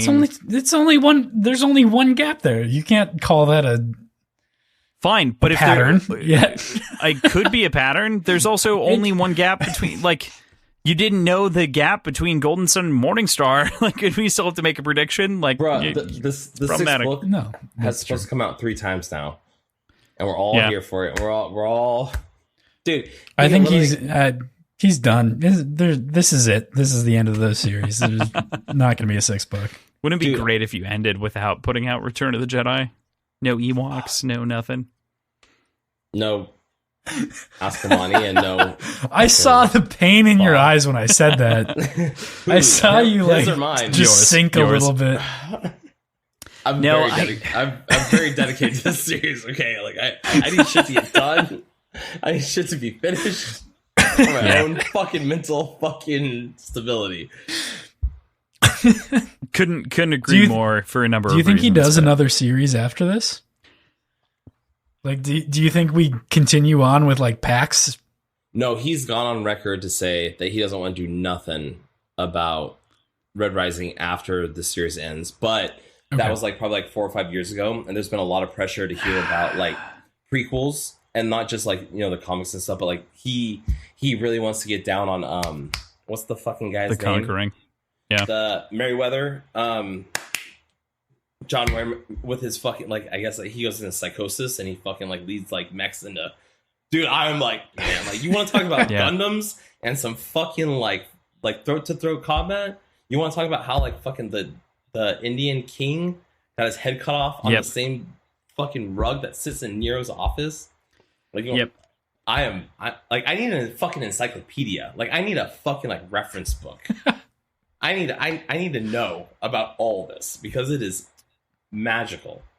It is insane how much he's built. I think that he recently tweeted something like, "This won't be the end," to someone's response of, like, the 6th book or something like that. So I think that he has plans maybe to continue. And my hope would be, I would stress this, my hope would be that it's not an additional trilogy. I really appreciate the way, I don't know if you've read Logan, the first Law books. The way that, by Joe Abercrombie, we're going to cover them in roughly 8 months, maybe, depending on when the Red Rising 6 comes out. Hopefully it's out next summer, but regardless, if it isn't, we'll cover First Law instead. But before starting a second trilogy within the same universe, he wrote a bunch of, like, interstitial standalone novels that kind of, like, filled everything out. He released 4 standalone novels that kind of, like, filled out the universe, and then he went into his second series. And so I think that in a lot of ways, that is kind of what before, and again, can't fault for the incredible work that's been done here to, like, tie together the universe, but to, like, give us, like, a low Luna perspective. He could have given Ephraim an entire book. You know, he could have done all these individual things. I'm not saying that he should have or that, like, anything. Dude, all of them could have got their own books. Like, we were really talking about, like all, and, like, you're going further too, where, like, Daxter could have his own book, like Quicksilver could have his own book, like, dude, his.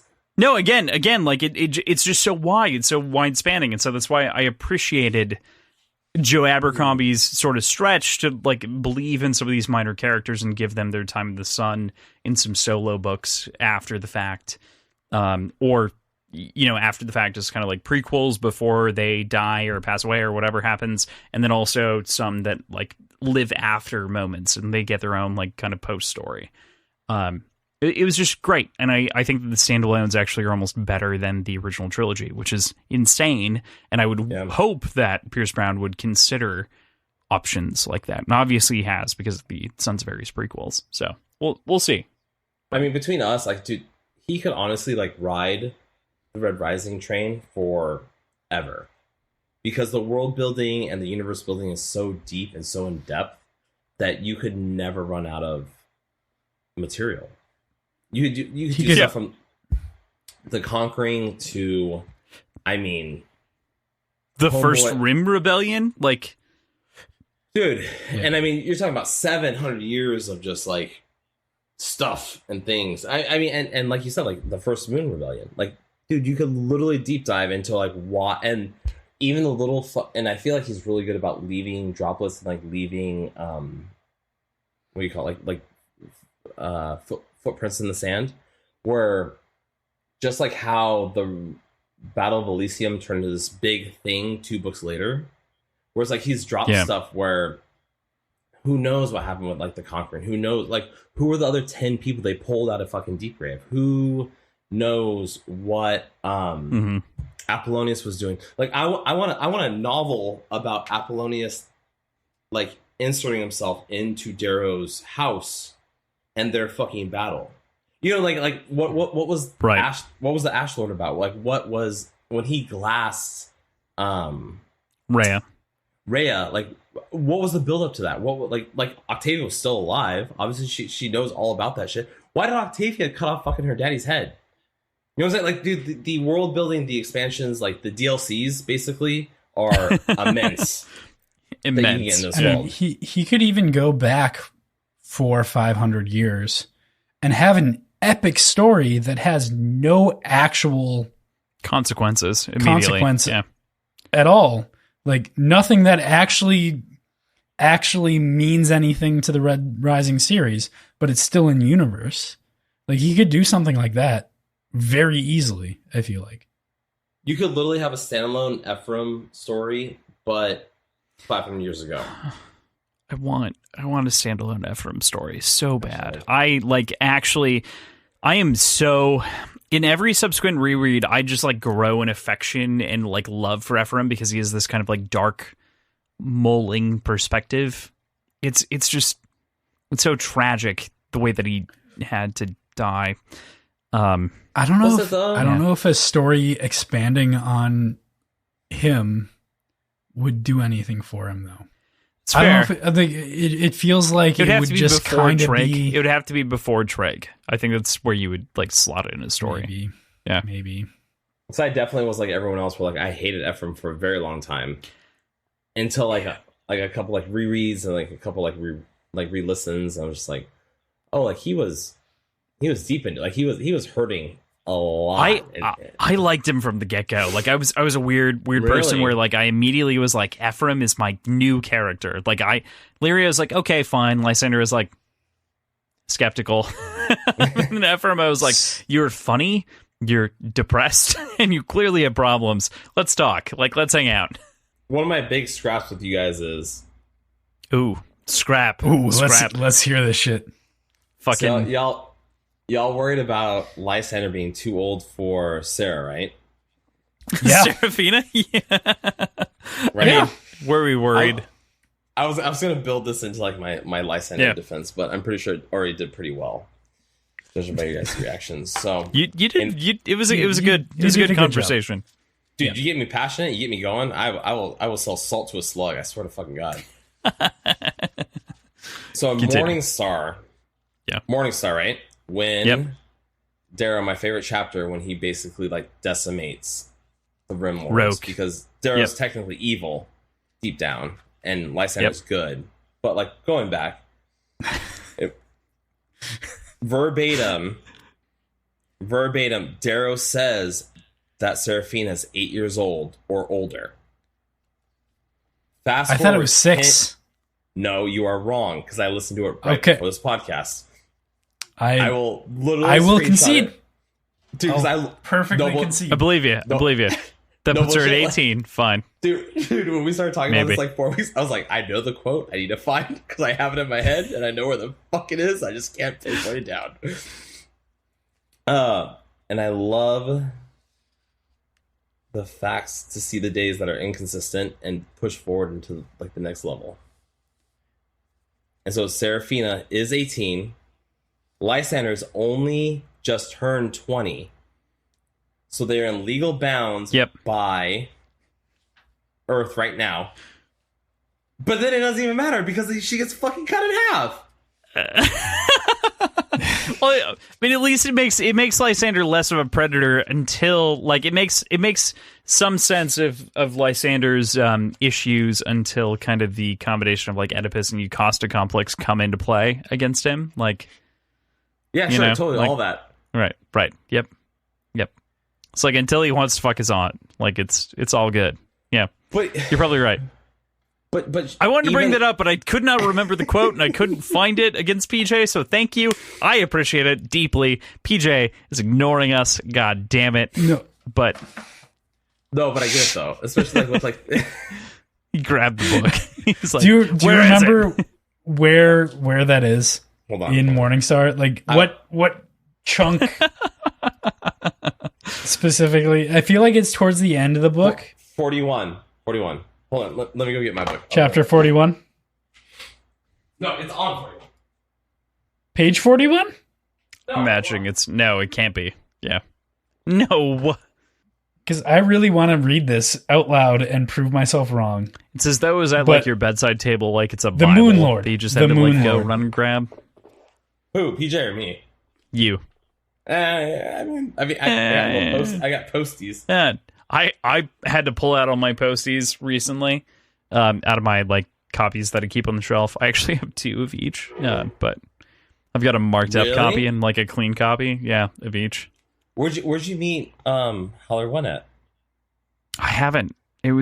So these were actually gifts from my parents and Kyle, who was our guest on the 3rd episode after I bought him the entire series, and it was like on Morningstar, he was our guest, and he was like, "Fuck yeah!" and talked about the whole series. Yeah, PJ. All right, page 318. It's 317. In 318 in the. All right, 317. Let me read what you're saying. 317. Do you want to read it? Oh fuck! 6-year-old. Oh shit! It's different. Oh shit! It is different in the book from the audiobook. Really? Okay, because it says she's a 6-year-old here. You can literally. Oh my! I feel like a pedophile now. I think that's like the legit, point. It says. Yeah. It says 6-year-old. I don't usually admit this a lot at this time, but like I am wrong. Oh my god, you guys were right the whole time. Fuck Lysander, this is awful. I rebuke everything. To Catch a Predator. Oh my god. So the To Catch a Predator campaign stands. Oh my god. But Pierce, what are you doing, bro? PJ is literally dying on camera. No one can see it or hear it. Oh no, I'm putting my book back on the bookshelf. Sorry. It sounded like you were like bent over laughing, so I'm gonna take it as you were doing that. My bookshelf's to the right. If I send you guys like a recording of the audiobook, will you at least we both have the audiobook, if you forget. I'll have to listen to it, but honestly I believe you for the most part, because there are a couple of like inconsistencies. There are a handful of times where Severo is called Servo. Like there's some shit. And you would hope, again, given that like I'll take TGR as gospel. I'm fine with that. That personally, is statutory rape, sir. I agreed. That's where we were at with the whole thing. That's where PJ was at, and I was like, I can't recall, don't remember, but again, if I'm proven correct, I'll take it. I'll run away with it. Dude, the last 4 months of your guys' podcast is a lot in my mind right now. There have been a couple of different moments of where we've had some interesting comments that have came back that have been like super hard Mandela effects, like pointing to Mars or pointing for Mars has been a recent thing where it's like, is it 4 or 2? And I'm like, well, it's pointing to Mars at the end of Dark Age, but for Mars at the end of. It's the Reaper. The Reaper is leaving, or the Reaper is sailing to Mars is the quote, but everybody, the Reaper is sailing to Mars is the quote, but everybody thinks the Reaper is sailing for Mars. But then in addition, at the end of Dark Age, there's the other, which is like pointing towards. That's all little shit. She is 16 in this book. That changes everything. PJ brought that up and was like, shit, I think you're right, but there's so much counter evidence. Like, she is between 16 and 18, and I could not tell you the answer to that. God bless you, PJ. No, she is 6 years old. So calm and collected. In Morningstar. Oh my fucking god. Like, I am shook. Yeah. I am fucking shook. It's pretty crazy. I didn't mean to call you out there and like grab the book and start searching through it, but I'm like, I know she's 6 there. But you know what would have been even worse if I had fucking gone to it and been like, oh yeah, she's like 8. Oh fuck. Oh. Not only am I a racist and a eugenics, I am yeah. fuck. The bloodline. Totally ignores the age gap there. That's also a problem. Yeah. Oh my god. Oh my god. So I would throw in a couple of things that we haven't really talked about Dark Age. So one of the things that I think gets skipped over a lot in the conversation about Dark Age is the initial battle of the Ladon. Like the first part of the book, because it's so far away from all of the other emotional damage that happens, is skipped over often when we talk about this thing. So I kind of want to take a moment and like reflect on the Ladon and the battle for Mercury. Like deep in the lawn, or when they stole Orion. I'm thinking about the recovery of Orion into the storm gods, into the kind of conflict that really happens on Mercury. Yeah, man. I mean, that's where. Not that I think like Darrow ever disconnected himself. Like honestly, like through like Iron Gold, like you really see like Darrow trying to be like that guy, right? Because like his stick straight into the goal is to finish the war, get shit done, so he can come back home and really just like raise a family and be that person. Like, and I really feel like every moment and every second that he's so far away from home and he's going far away is like another minute and another second away from being like Darrow and turning more and more into the Reaper. And I think like when he first lands, like when he first gets down to Mercury, like he has no Severo, he has no Ragnar, he has no basically anybody, and then it turns into like basically like a nuclear holocaust on top of everything else, and it's just such a scramble to like find yourself. Like the first quarter of that book is so intense and so enveloping that it almost like catches you off guard when it turns into like Mustangs and like Lyria's and like Ephraim's chapters. You know what I mean? Like hearing from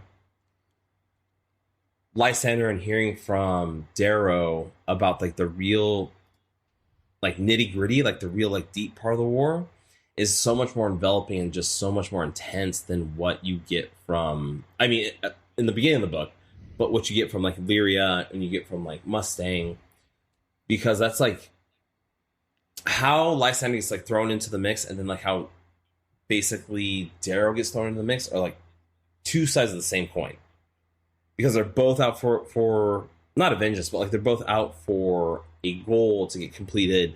Their cause. Yep. Yeah, and I mean like you see where they're both coming from, and you really see how people, and especially someone who's trying to hold on to kind of like the systematic way things are going and make sure shit's like in between, and then you also see someone who's trying to like develop something more and trying to push that boat into like the future and give everyone an equal challenge. Let everyone try to like get after what they're trying to get after. And I mean, it just pulls a lot of people in a lot of different like directions, and that's why you get the stories from like Ephraim and you get the stories from like Lyria, and that's honestly what was like one of my favorite parts about leaving, you know, the original trilogy behind. Not that we ever left it behind, but like leaving the trilogy and then like turning it into like a saga. And that's what I said, like the world building and like the expansion and like the reaching and like learning about Ephraim and Volga and learning about Lyria. Like it's such a, tell you, man, like we'll see how Dune turns out tomorrow, but like I mean, if you could really dig deep and turn this into like the movie that it deserved, it could be very expansive and like it could really be something. Yeah, so part of me, of course, is like I totally agree with you. I want to see what this would look like the visualization of the battle for Mercury and then subsequently the Ladon are two massive moments inside of the series, and I think that part of the reason that I love this first 150 pages of the Dark Age so much more than I love other science fiction like high level combat is like this is a grounded perspective. It is a military tribunal effort. It is a crazy sequence of events that is just like it tears at you in a deep way, and I love the way that it's portrayed between these two perspectives. It's only the two of them. They're battling back and forth, and we kind of see two different sides of the same coin.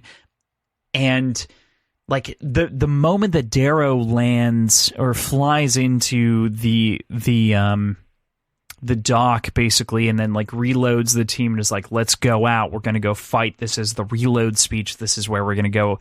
Like, this is in my head the Bill Pullman speech from Independence Day, where he's like, we're gonna go fucking do this, and he pulls it out of his ass and he's like, I wasn't ready to give this, but I'm giving it now because I have to for the troops, or else we're not gonna do it. All the Drachenjagers fly out, and all this shit. Like, this is the moment where the series becomes a sci-fi legend to me. Yeah, like, this is the moment where it totally changes. Like, Iron Reigns are crazy. They're innovative. They're new. They're incredible. Like, it's a different take on an ODST drop. Like, it is a far more dramatic take on the idea of an orbital drop. But the Drachenjagers just make like Warhammer 40k shit, like that childish thing in me alive. Like, the Battle of it doesn't get enough appreciation. Part 1 of this book does not get enough love. Like, this is so good. And I feel like sometimes when we read books like this, and we read like I guess I would call it like an epic, like a space opera, and we kind of like lose the scope of things when we're trying to like read through it. We're trying to listen to it. We're just like you know, like we're just going through the motions. But like when you go back and re-listen to it, or you reread it, like they're talking about like kilometers. Like square mileage. They're talking about things massive that are like space. They're talking about like things that are 18, 20, 25 feet like tall. They're talking about like torch ships and just like ships in general that are 8 miles long. You know, like I remember when you guys were going through like one of the parts of the stories, and you guys try to Google how many meters something was or anything, and the last person that asked it was someone that was like literally referencing like the Red Rising books. Yep. Right. And so we were talking about like, Phobos, I think, at the time, which is where Justice for Phobos sprang up from me. But yeah.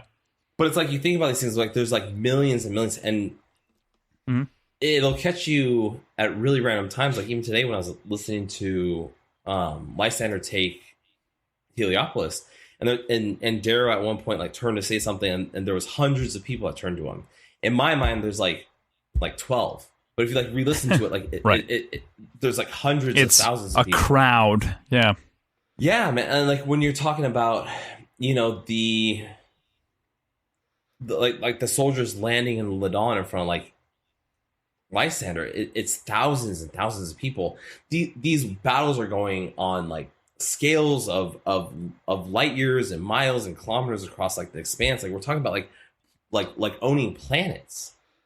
And so like when we talk about something like, you know, Red Rising or even like Doom or like Game of Thrones, like you got to think about like the expanse. Like you got to think about all these things that like come into play and how massive this shit is.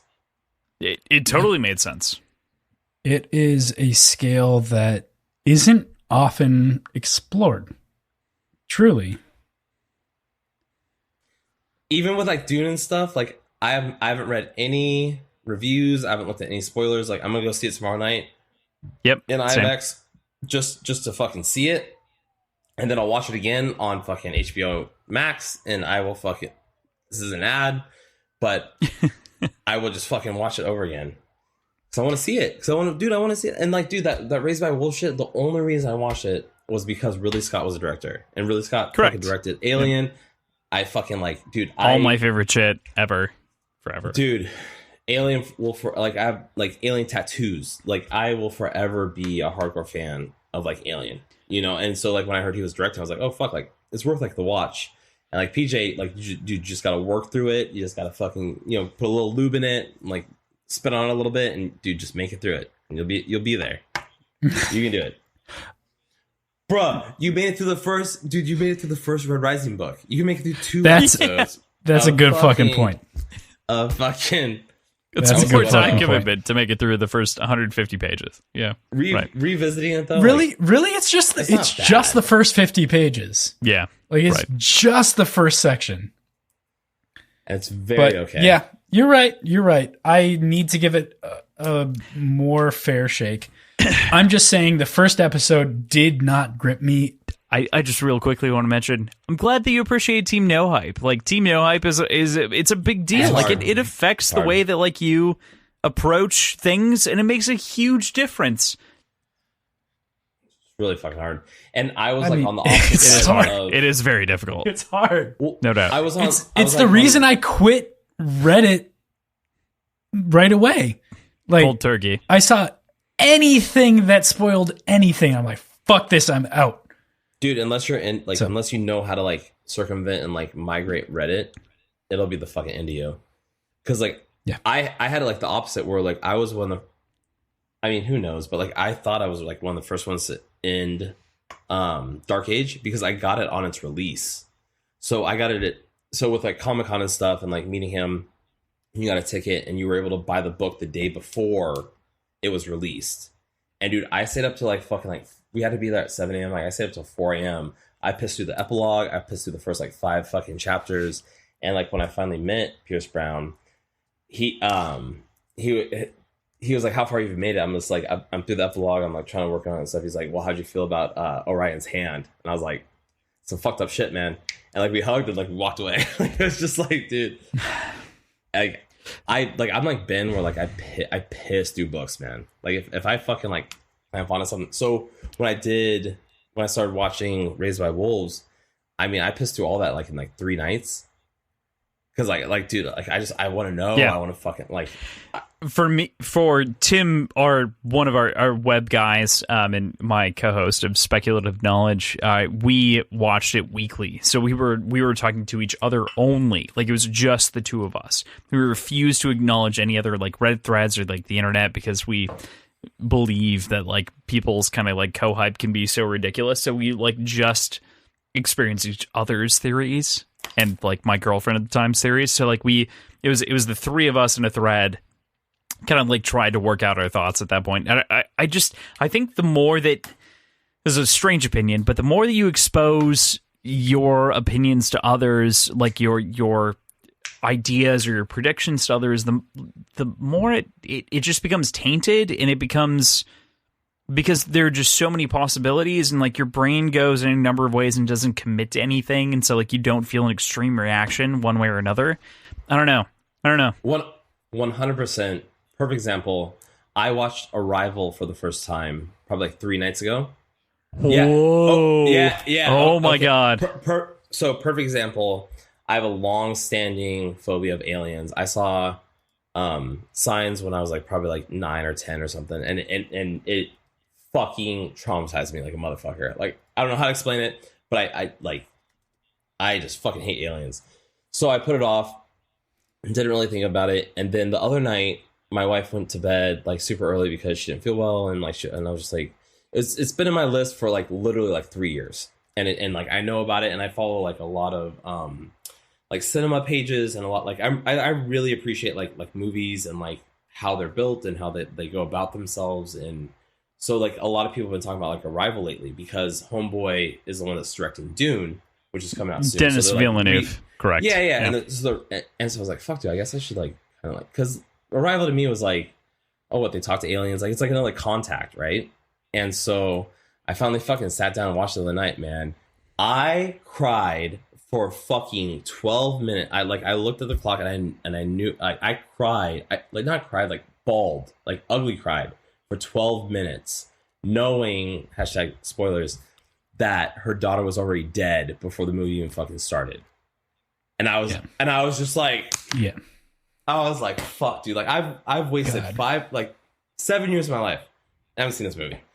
I was like, two like additional questions, given we're deep into the kind of sci-fi conversation. Blade Runner 2049. Loved it. Watched it, wanting to fucking hate it, but went into it being like Blade Runner can never be fucking touched. Blade Runner, like, Harrison Ford's a fucking god. Like, the replicants, like the way it was shot, the old school LA. Because I know a lot of people talk shit about Ryan Gosling because he's too pretty and he's done like a lot of that bullshit and stuff. But like, motherfucker won an Oscar for a fucking reason. Like, they don't hand them out like motherfucking like tokens. You know, like, he won an Oscar for a goddamn reason. I love Driver. I love Through the Pines, or where the fuck it was. Like, something like that. Yeah, something like that. Through the Pines. Yeah. But I have the same love and affection that I have controversial take, but the same reason why I think Robert Pattinson is going to be a great fucking Batman. At the same time, I feel like we're excluding PJ because PJ is so removed. This is not a PJ problem, but PJ is so hyper-focused on three things right now. So, like, I feel bad because, like, PJ gets to focus on four things-ish. He gets to focus on his dogs, first and foremost, his girlfriend, second, school, third, work, fourth, podcast, fifth. So that's a pretty accurate... Dude, I'm PJ. I'm sorry for carving you out of this, man. Yeah, no, didn't mean to. It just accidentally happened. Because like Zeph and I are just nerding out over sci-fi things that you've maybe seen or maybe haven't seen. Bro, if you want to talk about anime, we can get fucking hella weird. I need to get more into anime. My soon to be brother-in-law is really into anime, and I'd like to get more into that. I want to talk about villains. I want to talk about those people of whom Pierce writes so vile and so eloquently, and they whisper in her ears. I want to think about those people. I want to think about Atlas. I want to think about Ajax. I want to think about Apollonius. They all start with A's. Atalantia. Like, what the fuck is that, by the way, as a trend? But, I want to think about villains. Let's talk about villains. PJ, who do you think the worst villain is? Who do you think is the most vile and the most... Man, that's a good question. I mean, who do you think is the big baddie? I'll give you one more. Like, who do you think is the big baddie? Who do you think is pulling all the final strings? Do you think it's how do they pronounce it? Abominadrius? No. I think if anybody, it has to be either Atalantia or Fa. But Fa is a instrument of Atlas. We don't know that though. He's presented as such. No, we that's how that's how he's presented. We don't know that that's entirely true, right? Disagree factually. Like, he is presented as like a direct appendage of the Fear Knight. And especially like when Xenophon like introduces him and Ephraim makes the comments about how he's been trained in the double cusp rebar or whatever like the speaking is, and the fact that he's even more valuable a weapon to the Fear Knight without ever having to do anything other than speak to all the Obsidians. Mm-hmm. I don't know if that's true. Yeah. Because when Xenophon gets the like holocron, the holocube, the Chinga, the thing, and he's like, it's the first what does he say? It's the first direction that I've turned down in my entire livelihood, and the Fear Knight talks about how he has his pawn in place, and then Ephraim, even on the verse side, talks about how he has a double entendres, how he pulls people in, how he knows who he is and how to present himself to the Obsidian tribes, and then put Sephi in the ground, the snow, in the brick. Down. Put Sephi down. In a bad way. Dude, when I read that, I was sitting on a Chicago train going to work at 7 o'clock in the morning. And I know people were like, I think he's having a heart attack. Because, that shit just like... Yeah. You know how many times? Because I had gotten it like fresh. Like I had gotten it the day before it came out, and then I brought it back from San Diego to Chicago, and I pissed through that thing. I think I finished the book in like probably like 4.5 days, like 5 days, because I was just like, dude, every moment I had to like read into it, and dude, the second half of the book, I'm sure there's people on the Chicago train that like wanted to like call the cops. Because I was fucking slamming shit. I was fucking like dropping the book. I was like, God fucking dude, I was just shoving it in my backpack and I was just so like angry. Go to work all pissed. Like it was it's an intense book. But I think at the end of the day, I think Faw's gonna play a bigger picture than any of us already like realize. I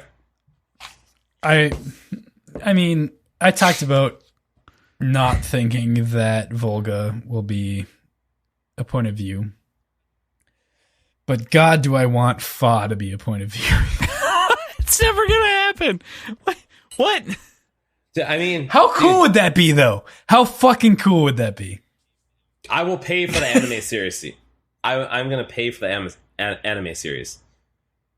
Okay. I want to see the last 70 years, because he talks about like the 3 lives he's lived. And like, I already like villains, obviously, but I want to know, because there's so many irons in the fire now, right? There's so many different people reaching for so many different things. You have Apollonius, you have Lysander, you have Analantia, you have Darrow, you have Mustang, and everyone's on a different frequency. We don't know where Severo is. We don't really know where Pax and Lyria are going. We kind of have an idea, but we have no fucking clue what that leads into.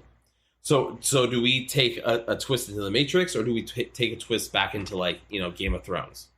You know, like dude, the way Pierce left these books open to be interpreted, and especially now because we've had so much time to sit on podcasts and sit in, you know, back corners. Like, dude, we as a fan base and as a fandom, we read so much into the stupidest shit, and we look at it so deep where anything's possible. And I mean, Pierce doesn't care about killing off characters.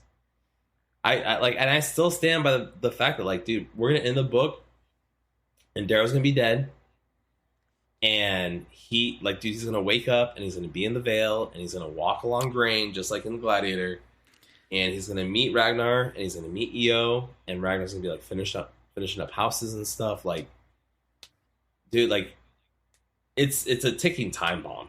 Like, when this book finally comes out and we all start finishing it, that's a weird question to bring up. Actually, I think it's a great place afterlife to end question. This. Right, like, this is a great last question. Where do we go? Way to wrap it up. No, my question goes into a weird place that probably isn't a good end at all. Real quick, though, so, do you think Lysander about his shit, or do you think Lysander's full of shit? Oh, I completely respect Lysander as a character entirely, and I have. I think the path that he's taking is one of poison, but I don't think it's different than the path that he was on before. He just has an entirely different perspective on it, and that perspective is one of subjugation and slavery. So I think he is on the same path as he was before, but the way he looks at it is entirely different, and not in a good way. That's where I'm at with Lysander right now. Fair enough. The thing that I would add, like, just maybe to like put the pin for the episode for the most part in, is where do we think Darrow ends at the end of the next book? Where is the end of Darrow's path? Darrow, the Reaper, etc. Wait, how do we think about this? Do we get a second? Yeah. Fuck, man. Think about it. Darrow needs to die for the dream to live, just like Io did. Just for, like, he has always been the hero, but I think he also needs to be the martyr who at a certain point stands down because he understands that the dream of society is more important than the dream of the warlord. And I think that he needs to make that choice. I think that he needs to make that decision. And I think that needs to be an active thing. And so I think that Darrow, unfortunately, needs to choose to be the martyr. And I think that ultimately, maybe, again, I don't think this is the best way to think about this or write this, but maybe Darrow is beheaded by Lysander, and Lysander is defeated by fucking Thraxa, fucking Rona, fucking anyone else. Like, there are a number of people who can come for his throat, but I think that ultimately Darrow needs to die for the cause, to be the predominant martyr, the future of the Republic. I think that would be enough to unite other people, and you just need to like pick the sort of inheritor of the crown. So that's my thoughts. I think you're mispronouncing Messiah. I mean, effectively, because I just don't know. I mean, because Pierce leaves it so like open to like thought and like development stuff. Like where's him, Cassius, and like a 1/32 of the Howlers are? Where are they going? Like where they can't go back to the fucking. They can't go back to Mars. They can't go back to Luna. Can't stay on Mercury. Like what's the next big step? I'm also I'm also super curious where Apollonius and Lysander's relationship comes into like fruition, play, anything. Like, what are those two motherfuckers gonna do? Like dude, that is a savage. Fair point, dude. When I called in to Howler Pod, that was the thing. Like I asked, I was like, "Fuck, dude!" Like Darrow really gave up a very valuable ally, and you could have really persuaded him and turned him into like the weapon and like the tool you needed. But instead, you want to act brand new. You want to get like your feelings hurt, and you want to like push him off to the side, even though in the long run he could really help you. Like this is Apollonius. Like yeah, this motherfucker built for war. I sum up the books with Apollonius like killing everybody. I'm calling it right now. Not far off. R.I.P. Tactus. Do you think Darrow makes it out of book 6? I think he does, and I think it's a lot more limited, though.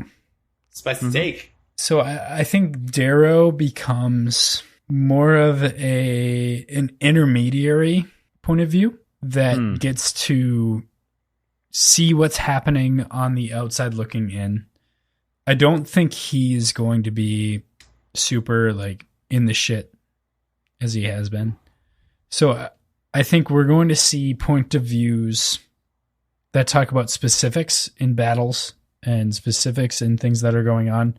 And we're going to see Darrow's point of view as very meaningful interactions between him and Pax, meaningful interactions between him and Virginia, and then just kind of external point of view commentaries on what's happening in the war, in the far off distant that's the dream planets.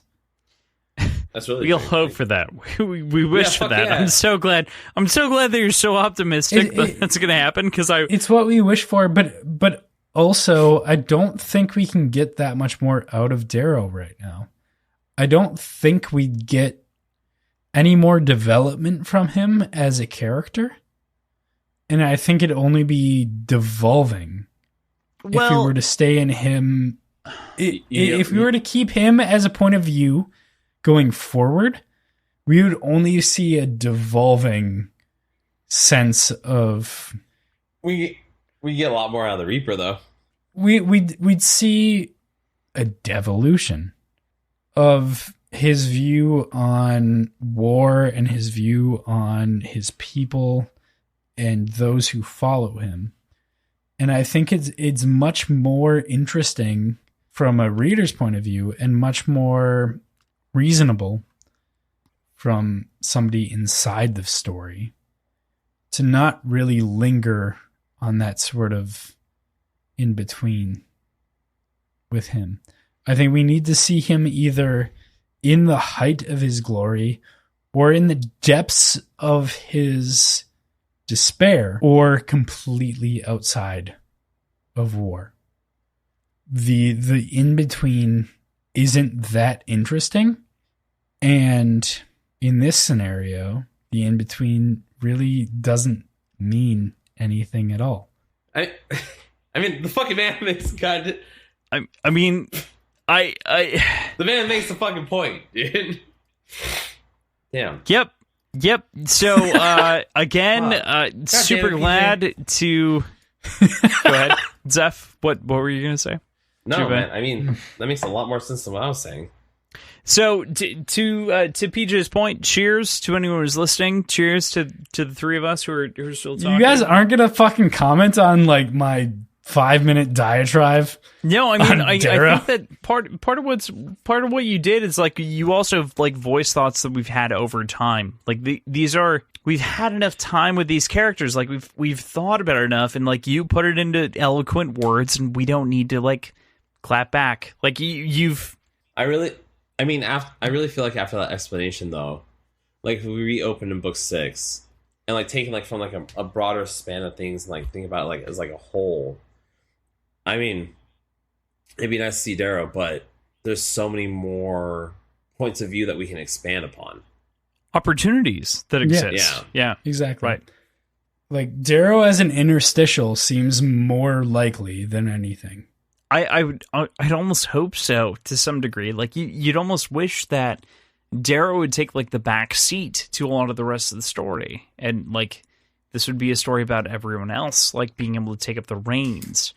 That's about like the decade of rebellion and like the success of society, like everyone else coming up and being like, we can take over for you, dude. You can rest, you can relax.